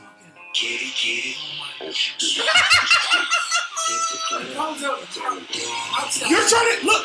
Does this look like a man that wasn't molested? Oh wow. Yo, everybody out there, go watch Corey Feldman Today Show fucking performance. You tell me if this nigga doesn't look like Michael Jackson touched him. He is definitely. He's trying to be the white version of Michael Jackson. Like Michael Jackson's already the white version of Michael Jackson. That's true. No wonder his hair looks like Michael. Yeah, you got the hair hanging out down the front like Michael Jackson. Yo, because I kept. Nigga, he's imitating his assaulter. He's imitating his player. He dominated this nigga, and he's forever. Oh man. So you're gonna be my little. Yeah, he wants to be like daddy. You want to be like daddy? You want to dress like daddy to me? You're gonna be my little protege. You're my little protege. Ew. Oh my God, it's gross. Come here. Come on.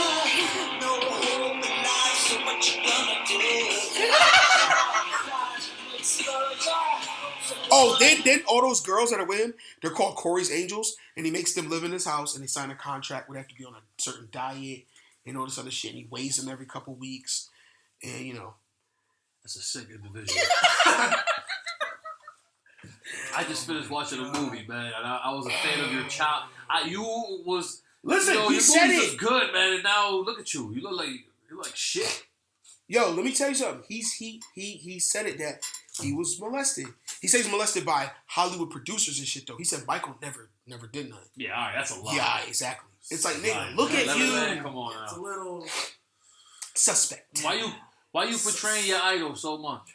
Nigga, it's crazy that he got the little hanging down here. He still dresses like that. Like, Jesus. he be on reality shows dressed like that. Now, he be on like wife swap and shit dressed like that. Wearing those kind of clothes. I'm dead ass serious.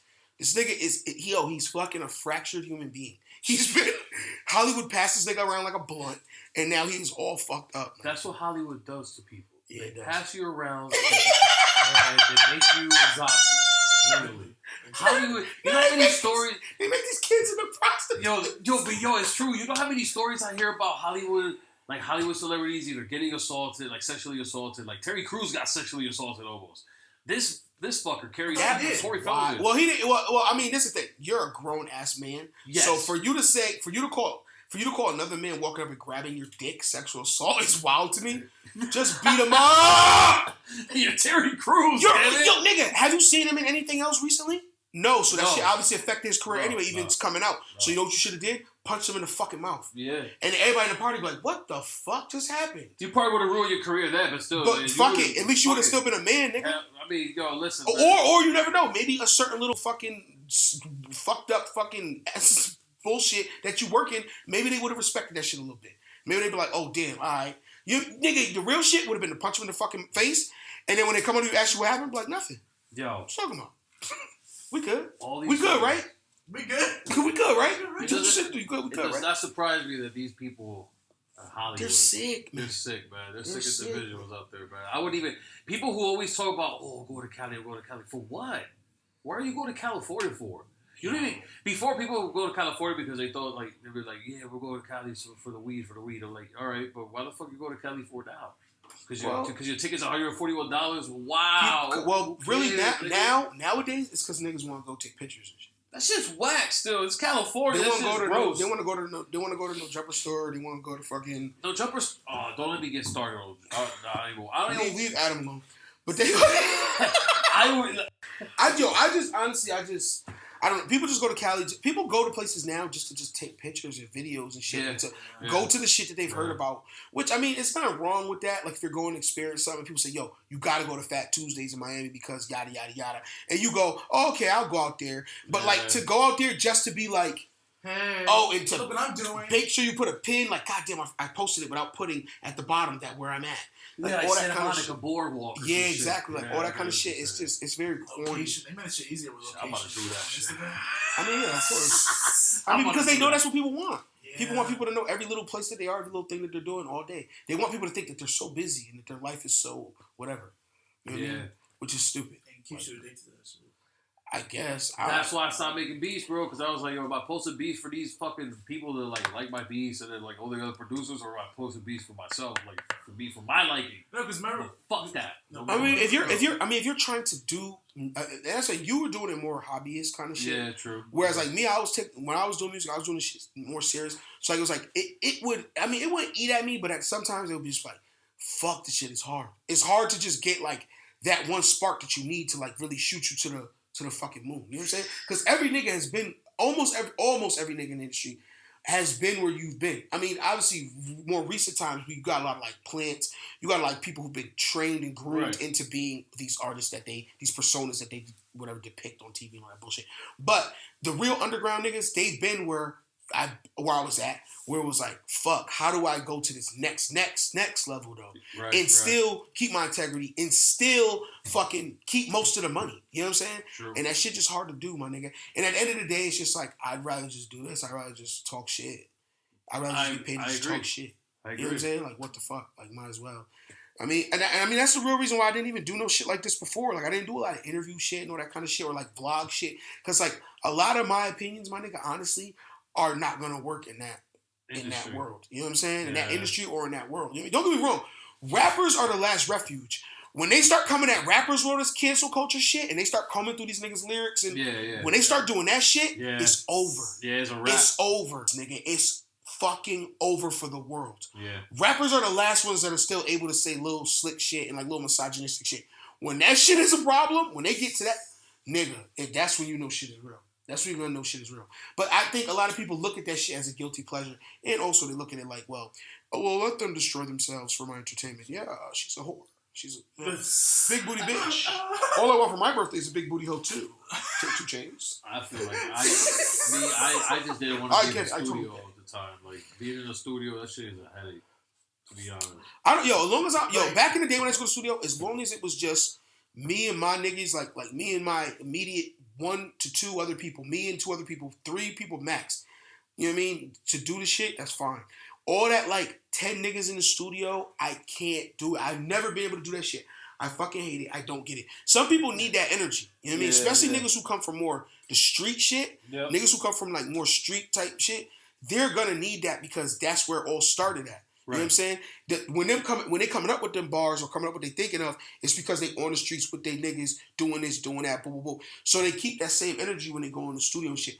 I've never been that kind of artist. I've always been like, I'm just like, lone assassin just killing niggas. You know what I mean? Trying to just be like the most lyrical and the most witty and the most like, I really want to talk down to you. You know what I'm saying? Like, you know what I mean? Type shit. And it's You like, are nothing but a peasant. like fucking mule. But it's like, you know what I mean? But that's what I'm saying, nigga. It's like, that shit really ain't the way no more, man. People want shit that's a lot more easy access. That's all. True. Like, if you look at the music now, it's like, and not only that, but women run the market now with hip hop. Women run the market. They do. It used to be back in the day, I pick my bitch up, and she'd be like, damn, what's this shit you playing? And I'm like, you don't know about this shit. It's my business. And she's like, no, tell me. And then next thing you know, she's the biggest fan of a nigga that you put her on to. You know what I'm saying? Nowadays, it's niggas getting a bitch car, and she playing some shit like, yo, what's this shit? Chill, nigga. You don't know about this. What is this shit? It's better than little whatever, whoever the fuck. Little whatever. And then this nigga going, you know what I'm saying? Yeah. And that's what I'm saying. It's like, it fucked it up. Like, now it's like, women is really like, don't get me wrong. I've heard niggas say to me, but bitches fuck with that shit. So? When the fuck has that ever been? That's like me being like, yo, I love this movie. And you be like, I don't like that shit. I'm like, bitches fuck with this though. Bitches love this movie. Bitches love Star Wars. You kidding me? 16 Candles? That's a good movie though, bro. It's not a bad movie. It's a good movie. It's the most.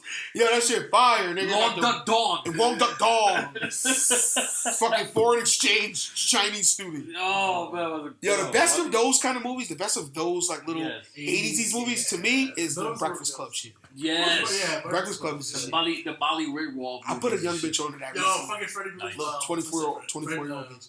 Something beautiful. I was like, yo, so we can watch this. She's like, what is this? I was like, Breakfast Club. She's like, Breakfast Club? She know what Breakfast Club was? No, she didn't know She's Breakfast Club. 25. Nigga, she was fine. She looked good. She don't know what Breakfast Club She don't is. know about that shit was 15. She young and look good. She got time to be knowing about this dumbass shit. He still put it on. He didn't give a fuck. Hell, because she was like, oh, I like this movie. This movie was really good. Smack.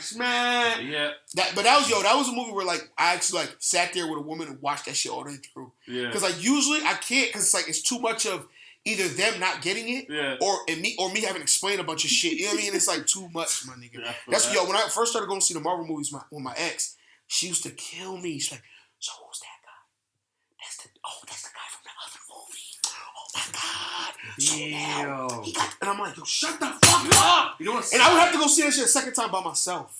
That's sad. Just to sit there and That's how enjoy I it. sound to my girl, because she's a because my girl's a Marvel fan, and I'm like that. Oh, you don't know what the fuck is going on? Yo, so bad. So the nigga, wait, so that's the nigga from the other movie? Yeah. It's another movie I didn't watch yet. Oh shit, he's in this shit too. The Hulk is fucking Black Widow now? That shit threw me. I was like, oh shit. Nigga Hulk up in that shit. I showed my girl, what's the shit? Reservoir Dogs. And good movie. Yeah. Good ass movie. And she was Another movie where Quentin Tarantino had to put the word nigger in there a bunch of times. But go ahead. Wait, it was good, whatever, and she loved it. She actually liked it. She was like, "This is a good movie." She said, "This is a good movie," whatever. But then she was like, she put it on again, like next day, whatever, and she was like, "I still don't get it, but it's just such a good movie." She still doesn't get it? She still don't get the movie. You know what's crazy about women sometimes? Like, what's more straightforward than that movie? He's an undercover cop. Yeah. Wait, how many movies that you put how many movies that you watch with your girl that are older movies, pretty much? Not for like movies that he probably put you on or some shit like that. Oh. Besides Reservoir Dogs. I'm trying to think what else. I don't think I've ever shown her any couple. We tried to watch Sopranos, but then we watched like. Oh yeah, she's not watching that. Women that I like, the kind of women I like, they do Latina and ebony women. I talk about women in porn categories. Oh, I like ebony women. He went for the porn category. I like Latinas. But the type of women I like, they are not having it. I tried showing a couple of my girlfriends Sopranos, and they was like, this shit is corny. And I'm like, what? Are you serious, bitch? I'm like, you don't relate to Carmella? Yo, and how you get on my nerves? Oh, man. You're fucking making me crazy. Watch the show. Nah, but they wasn't having it. They was not into it, bro, at all. I finally put my girl onto the Eddie Murphy stand-up. Oh, like Raw? Yeah. No, well, the second one. Raw? Yeah. I think Raw is the second I because didn't like Raw. I didn't like Raw either. I like Delirious. Delirious Delirious is the fucking better classic. one. Wait, is Delirious? No, it's Delirious is the one. Delirious is the one in red. Red. Raw is the one in purple. Where he's wearing the purple leather. See, That's crazy. Where that's how you delineate this nigga. right because he had the purple leather and he had the this red had leather. No, the only reason why is because the one with the blue leather, like the whole getup, like he was like mimicking like how Italians speak. Yeah. And with the whole Rocky movie, and that shit had me. Oh, I don't remember anything from that. I don't remember anything from that stand-up. No. No. Nah, man, that stand-up is. I can sit here. Yo, because that's because his second one was more about forever deep and fucking. things. I can sit here and just name off all the Delirious jokes. I don't know fucking nothing from Delirious. I mean, from Raw. You know what the thing is? I That shit don't was really not funny. like stand-up like that. I'm not a fan of it. That's the Deuce say. Really? I'm not really big. I'm not a big fan of stand-up like that. I mean, When I was a kid and Comedy Central first came out, that's when I started watching stand-up comedy. And it was some, you know what's crazy? It's like watching, like thinking of the old ones I watched a lot of motherfuckers on that shit that like, I remember watching Carlos Mencia's stand-up special on there. Like his first one on Comedy Central. This was like in like 99 or 2000 before he got the show. Yeah. Years later. And I didn't like this nigga. I was like, this nigga's fucking corny. He ended the show with like this whole thing like, and when you this and that, you're gonna understand that people are all just da-da-da. Like, he didn't end it with a joke. He ended with a fucking little like speech where people clapped and applauded and shit. I'm like, yo, this nigga fucking sucks. And then years later, he suck up Comedy Central again. But like, yo, Patrice O'Neal, I first seen him up there. Fucking Louis C.K., fucking Bill Burr, fucking all those dudes. You know what I'm saying? That later I listened to him like all the old Opie and Anthony shit. I only ever listened to Opie and Anthony old clips because they had Patrice up there. But then I started to fuck with like Colin Quinn. Actually, that's a show I used to watch in high school that nobody. Colin Quinn, fucking Tough Crowd with Colin Quinn. Go on fucking YouTube and just look up Tough Crowd with Colin Quinn and watch those old shits, man. Like, that shit was fire. That's when comedy was comedy, my nigga. yeah. Like, when they did this shit where like they was like roasting people in the audience. Oh my god. And the black guy came up and they had to like say stuff about the person. So Patrice, it was this black guy's dude, and Patrice was like, he's from the Sun. Then it was a Jewish guy. He was like, his job is that he fiddles on roofs. Wow. Yo, Patrice O'Neal is yo, bro, He's the best. hilarious. The best. That's one of the funniest. Elephant in the Room, yeah. That's but yo, little shit like that was the best shit. Like fucking little shit like that. Like when he fucking said when the Mayans were talking about 2012 and the fucking, you know, whatever. Yeah, and he was like, I'm supposed to believe a bunch of ancient dishwashers?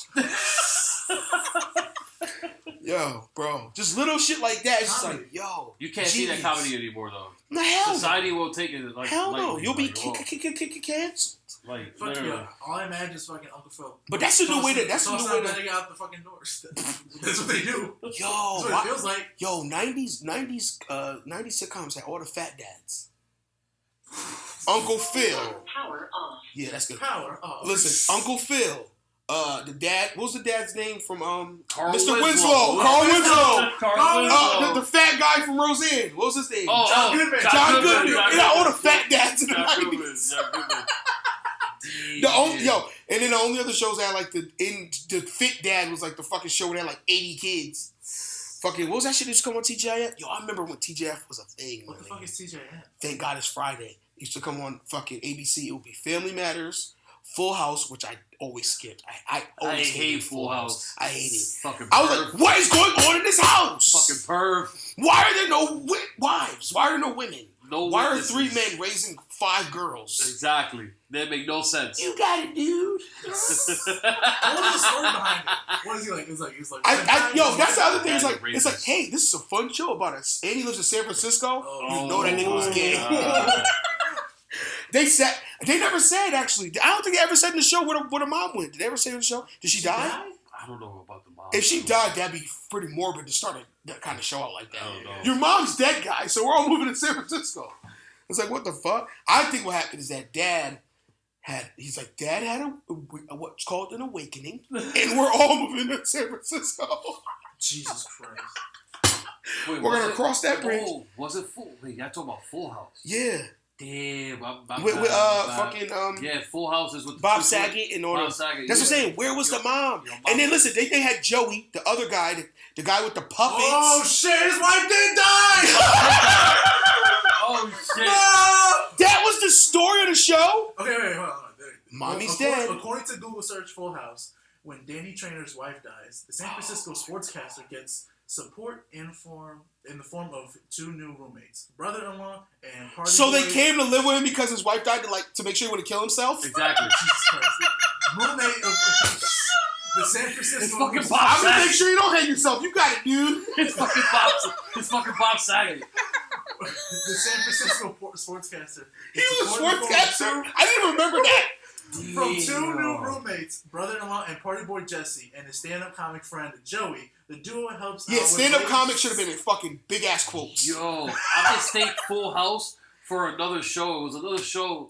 The show where they had the guy who lived in the van outside their crib. No, was it like Seventh Heaven where that dude got accused of like? Oh, fucking... that dude from Seventh Heaven. Yeah, nigga. I thought it was Full House. Yeah, No, the my guy bad, from Seventh Heaven. He brain was. part.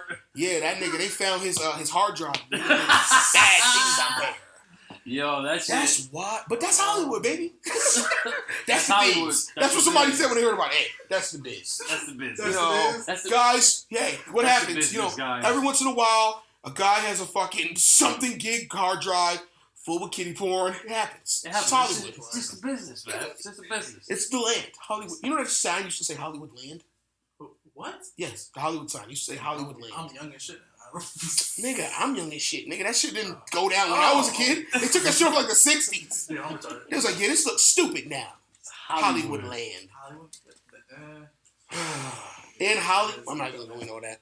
I'm not even going to know that. We're going to keep all that esoteric shit till another time.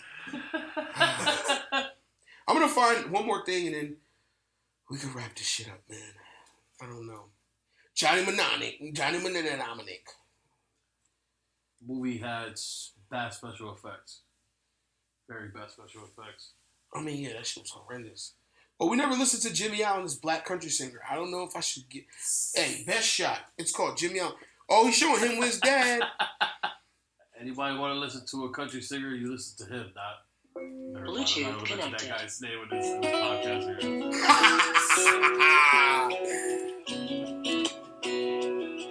Yo, why he look like he works at Home Depot? I'm just flesh and bone. Oh, shit. Heart and soul alive.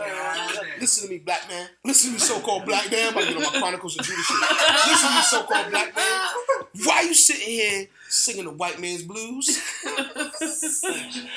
Why is he wasting his voice on this? Go do some real music. And then why you look like a trap rapper? Yo, that's what I tried to say. They tried to make him seem like the... Yo, that's what I'm saying. He's like the SoundCloud rapper, country singer. Lifetime kind of things slide right out of my arms. Right out of my... Look, they was like... At first when he sang it, right out of my arms... It was like, no. This country music, boy, you got to say out of my arms. Out of my arms. Wait, what? I've earned a couple scars. I've lived once in a lifetime kind of things slide right out of my arms. Out of my arms.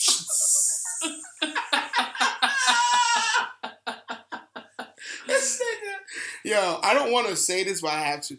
This nigga fucking sellout. He just couldn't make it. He couldn't make it. He was like, yo, I need a fucking hook. I need a niche. Yo, how many black guys in country music? Like 5? Shaq could be 6. Like 3. I'm gonna corner the market. You hear me? Quarter what market?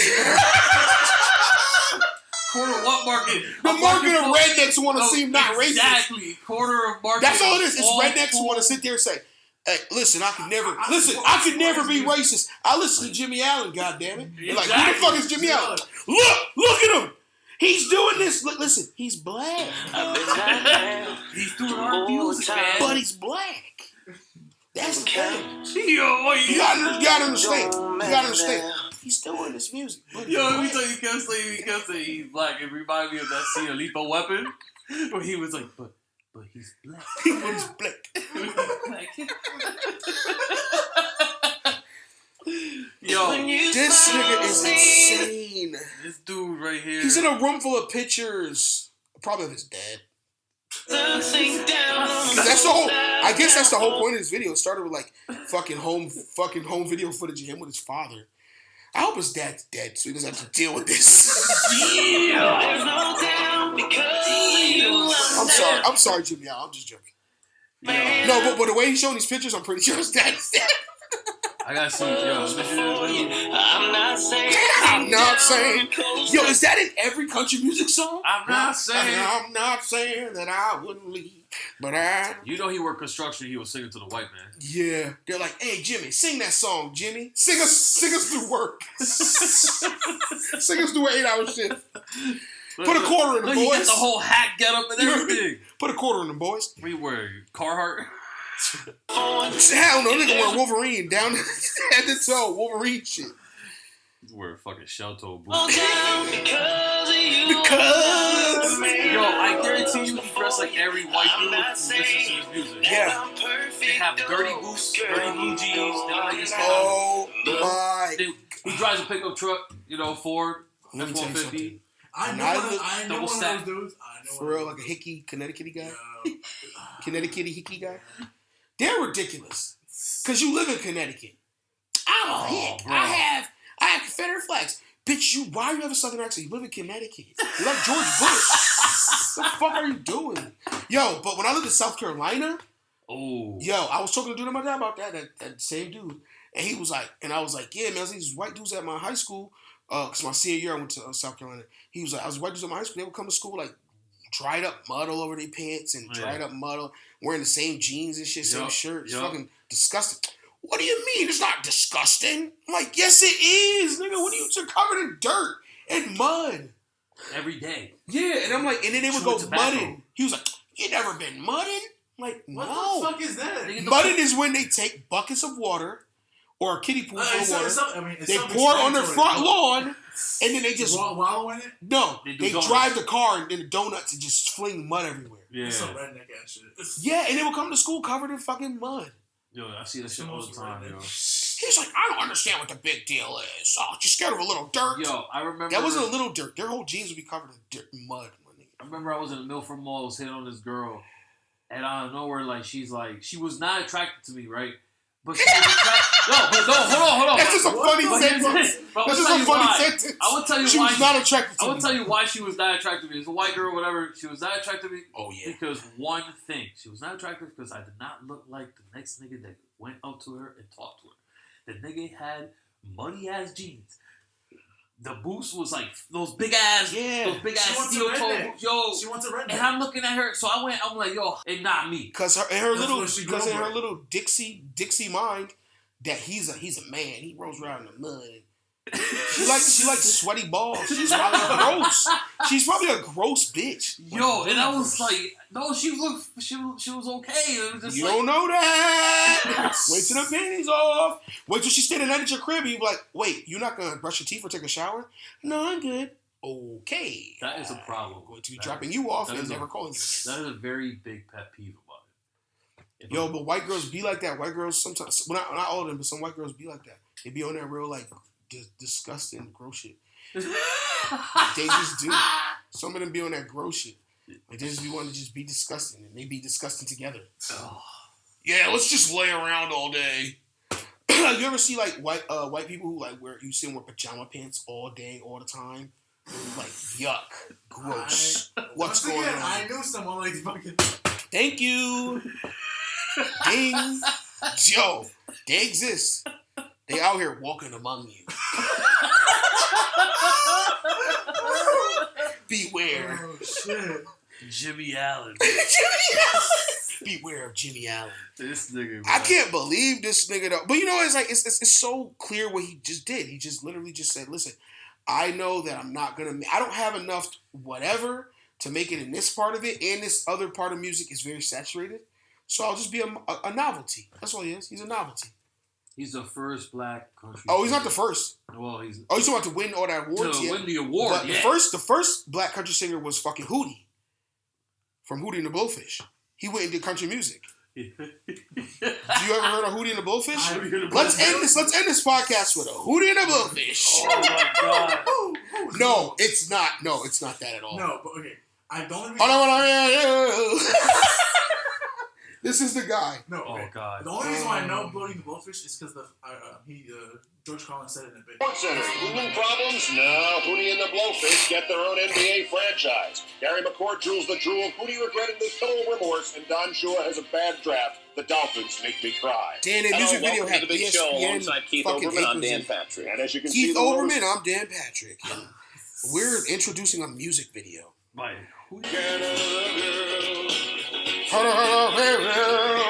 He did the 90s. He's the only black guy who could do the 90s singing, 90s white guy singing. Where you wanna go? Yeah, like fucking Elvis on heroin. That's sad, bro. This was a hit! I've heard this song. Yo, look at this. Well, you heard this song at your local mall? I've heard it. Playing in the elevator, possibly? He's dressed. He look at the. I recognize the fucking song. Sadly. Yo, he look like something his kid, like something his dad, like he's a kid from like to his school or something. Like, he was acting bad. I'm showing up to the PTA meeting. Look, he got the button up and everything, the hat all This up. nigga is a nut. Show his sneakers. See if he's wearing When he says looking for a girl like you, he means a white girl. Yo, Hey, you say I'm black. yo, show his feet. See if he's wearing New Balances. and cargo shorts. You look at me, you say I'm black. This nigga, oh God.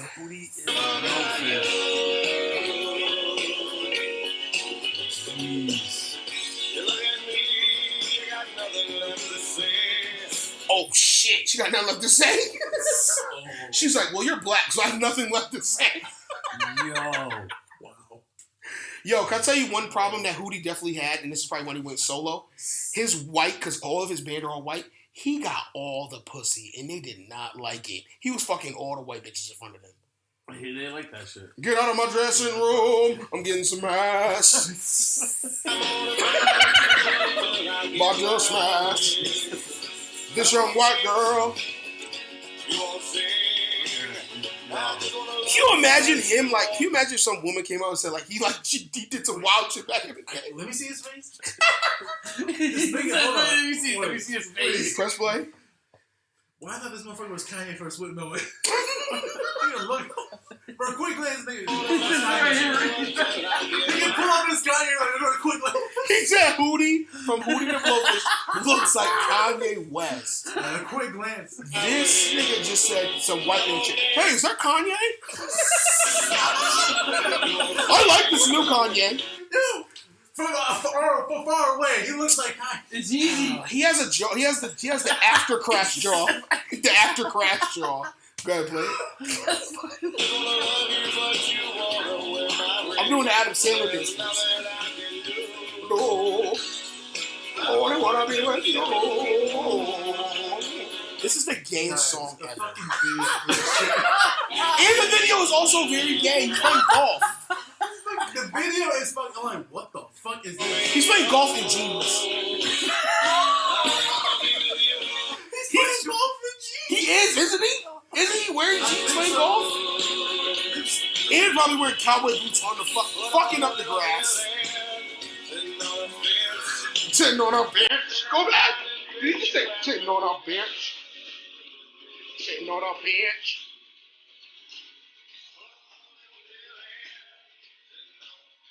On a fence. You can't sit on a Is this nigga in Huckleberry Finn? What the fuck is he talking about? Sitting on a fence.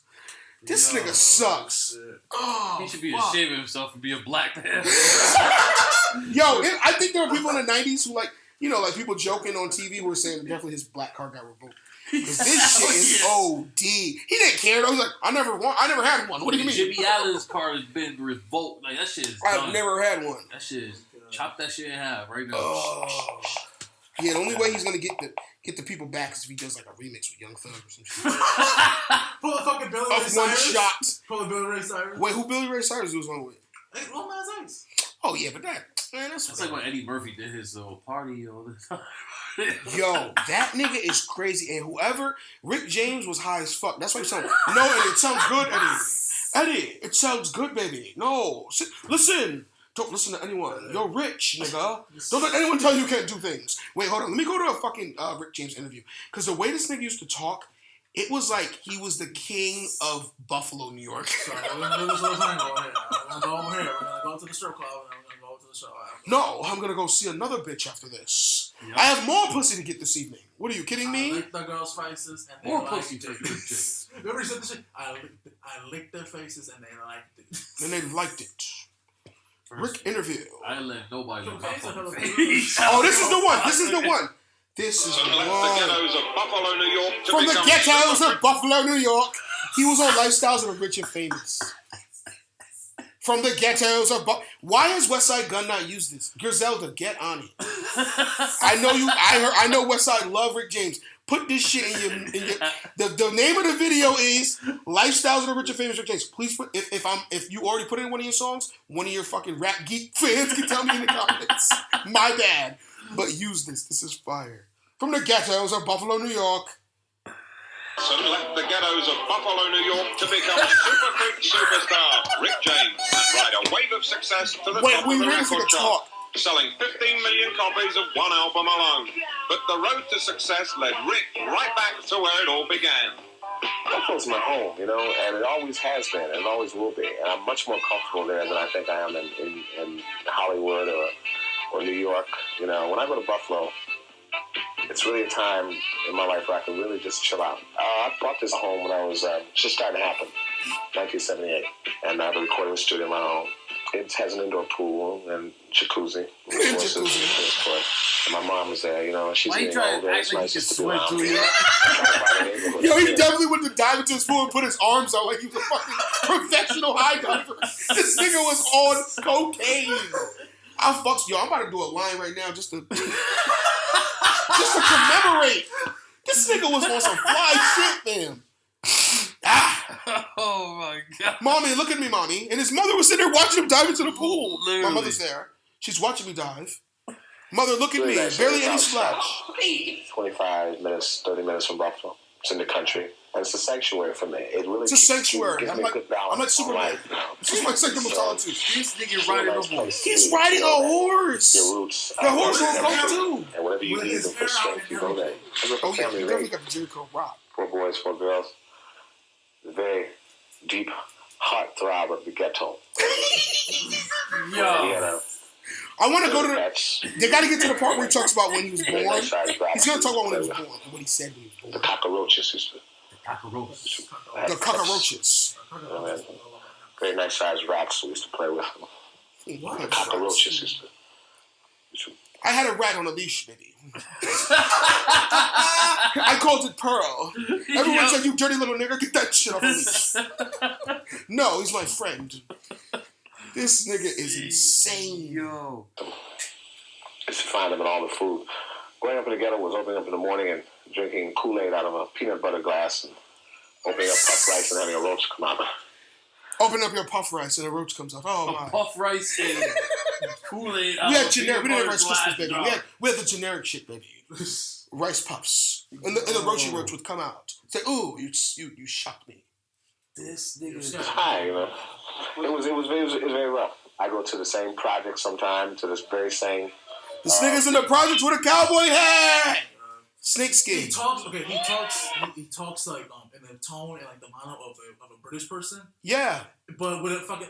But he's trying. But he hood. Country, yeah. But he hood. I wasn't saying he was nigga. He was ahead of his time though. He was sophisticated, really. He was ahead of his time. He just liked drugs. Nigga, that was the drugs to be sophisticated. He went to Hollywood and that's what happens, yo. But what I'm trying to say is that he was ahead of his time. He showed that you didn't have to just be one thing. Like just because you from somewhere don't mean you gotta be like, yeah, where I'm from, nigga. He didn't talk like that. He said, yes, and where I'm from, we eat bologna sandwiches, put a little cheese on it, pop it with a fork. That nigga never spoke like that until he went to California. Nigga, I promise you, I promise you, if you told me growing up, was like, yeah, he always talked like King James. Find me a video. King Edward III. What do you mean? Nigga, then find me a video. I went to public school with this nigga. He always talked like that. Nigga, find me a video of Rick James when he was a little kid talking that way. Like, teacher, I know the answer. -2. You're gonna want to carry that one. Bitch.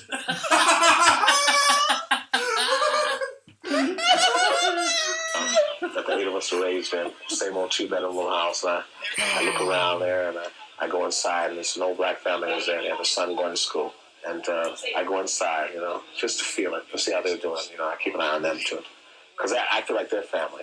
I think it's important coming up under such strenuous, terrible conditions that someone tells them that it's all right. We can get out of this situation. I don't believe that old cliche in the ghetto that, the man holds me here, and that this, I can't get up out of this. Rick. Okay, Rick. Anyone can get up out of anything. Okay, Rick. It's all about motivation. I don't believe that the man holds me here. No one holds me down, baby. I do what I want. White, black, purple, green. No one tells me what to do. You know how I'm Rick James. I'm Rick James. Special juvenile delinquency. I want to go to. The art of juvenile delinquency was the art by myself. The art of juvenile. The art of this is why he was a great human being. He took everything as an art form. The arts of juvenile delinquency. Stealing candy bars, baby. Pimping bitches later on in life. Selling those bitches like I sold those Snickers. This nigga was a wild man. Yo, show this man respect. If you had a Chevy and the ignition was straight up, it was gone. We, he was still in cars. I sang on street corners, and I was like a hoodlum. I was like one of those kids who really look how this nigga used to dress. Yo, this nigga was in Buffalo, New York in the hood dressed like Steve McQueen. This nigga he still had leather jacket. Yo, he dressed like a greaser. Yeah. He looked like a greaser all the time. He was a black greaser. Let me more, tell me more. I visited most of the high schools. If I had to do it all over again. Oh, hell. This nigga was emo. This nigga was ahead of his time. I think he was ahead of his time. After I got out of school. Because I hate the thought of being stupid, so I read and read. Yo, he stretched it. Yo, he did his bags, bro. Rick's inspiration has always been his mother Betty, who found an unusual way for 21 years to support her family. She ran numbers, a thing called the numbers rackets. And the numbers rackets. My mother used to run numbers, baby. At all. You said 223, 555. Say what my mother did. She ran numbers to keep us all eating.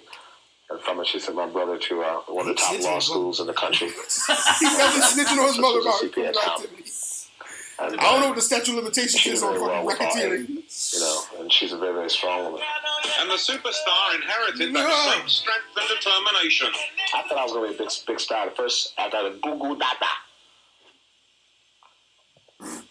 I was determined. The stardom was when I first saw television. It's weird. He said, from the day I was born, I said to the doctor, I said, goo-goo dada. I knew I did something. Please, at Hollywood, if you're not already, who would play him though? Make a movie of Rick James? A biopic? Who would play him? Chadwick? Chadwick Boseman is dead. Oh shit. Nigga! Yo, Isaac, I'm turning your mic off. I'm turning your mic down. I just turned Isaac's mic off. Okay? That was poison. Wait till let me stay my man. Why did I just fucking... I don't know why you're talking. Your mic is off. Turn my shit down. Turn my shit down. Isaac, what the fuck? Why the fuck? No, because I thought about fucking... He already played James Brown. That's what I thought of, yeah. But why would you want to put him in another? He already played James Brown. Honestly, I don't know who would play Rick James. You know who I think? That's tough. You know who I think could kill it? But he doesn't look like Rick James at all. But Denzel Washington's son, the one who's in Black Klansman. Oh yeah. Ooh, if he do the Black Klansman voice, okay, yeah, baby, yeah, you're right. The art of delinquency. You're right. Come on, Eddie, let's record this record. Doesn't he sound like that already, Loki? Huh? Doesn't he sound like kind of? He has that kind of like his father, yeah. Yeah, exactly. He would probably kill that shit. He doesn't look anything like Rick James, but he probably would kill that shit. Well, a little bit of makeup, some, exactly. Whatever, you know what I mean? A Jerry curl. Yeah. A Jerry curl wig. Guys, I apologize for that fucking Chadwick Boseman shit. Hey, I apologize. Don't apologize to me. Apologize to the ghost of Chadwick Boseman. I'm going to haunt your nightmares. That is shit. I'm going to haunt your nightmares. I am going to take that purple shit that was in the movies and step into your dreams, nigga. You will not be able to sleep. It will be 4 a.m. in the morning, and you'll be sitting up staring at your ceiling, waiting for me to approach and pounce upon you. Okay, fucking Apollo. Right, you doing a whole promo. Let's see was Yo, intense as shit. Vince McMahon should probably just hire me. Patrice O'Neal worked there for like a little while as a writer. I swear to God, at WWE, they might as well hire me. Might as well hire me. I'll write some shit, nigga. I'm like, listen, but you gotta let me be racist. Oh my God. Yo, Vince gonna be like, I love it. Do I get to say nigga again? Yo, what's up, my nigga? Yo, when he did that, let's go to that. Yo, when he said that on live television, let's go to that. Yo, all my homies called me. He was like, yo, did that just happen? I was like, bro, he wore the do-rag and just said my nigga. What's up, my nigga? He wasn't wearing a do-rag, was he? He was. Oh, he wore a do-rag. That was a different time. That was ECW, right? Yeah, it was ECW. Yeah. Oh my God, that. Oh, here we go. It's right here. WWE title match tonight. Eric Bischoff, also terrible person. Terrible person. Not terrible person, but terrible person in wrestling. Versus Angle. When Eric Bischoff screws John Cena, all you're ever going to hear is you screwed Cena. You. Stop trying to sell a chant. I hate that shit. Fuck. And Vince made him do this to clown him. Then you're gonna start a chant, you stupid little monkey. Cena! You screwed Look at Vince's Cena! face. How you gonna make somebody say that? And then you look at him like, what a retard. So Eric Bischoff. Here's Oscar-nominated actor John Cena.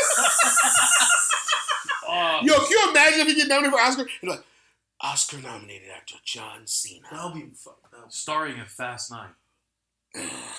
Yo, he's playing. Isn't he playing Vin Diesel's brother? Yeah, exactly. Yeah, guess what? That doesn't fit. Wow. They don't look like brothers. They don't look nothing like Where brothers. are they brothers? Where's Vin the Diesel, story? Vin Diesel is indeterminate colored person. We don't know what he is. This nigga is a million things. True. Never mind. But I was about to say some disparaging shit about his mom, nigga. But yeah.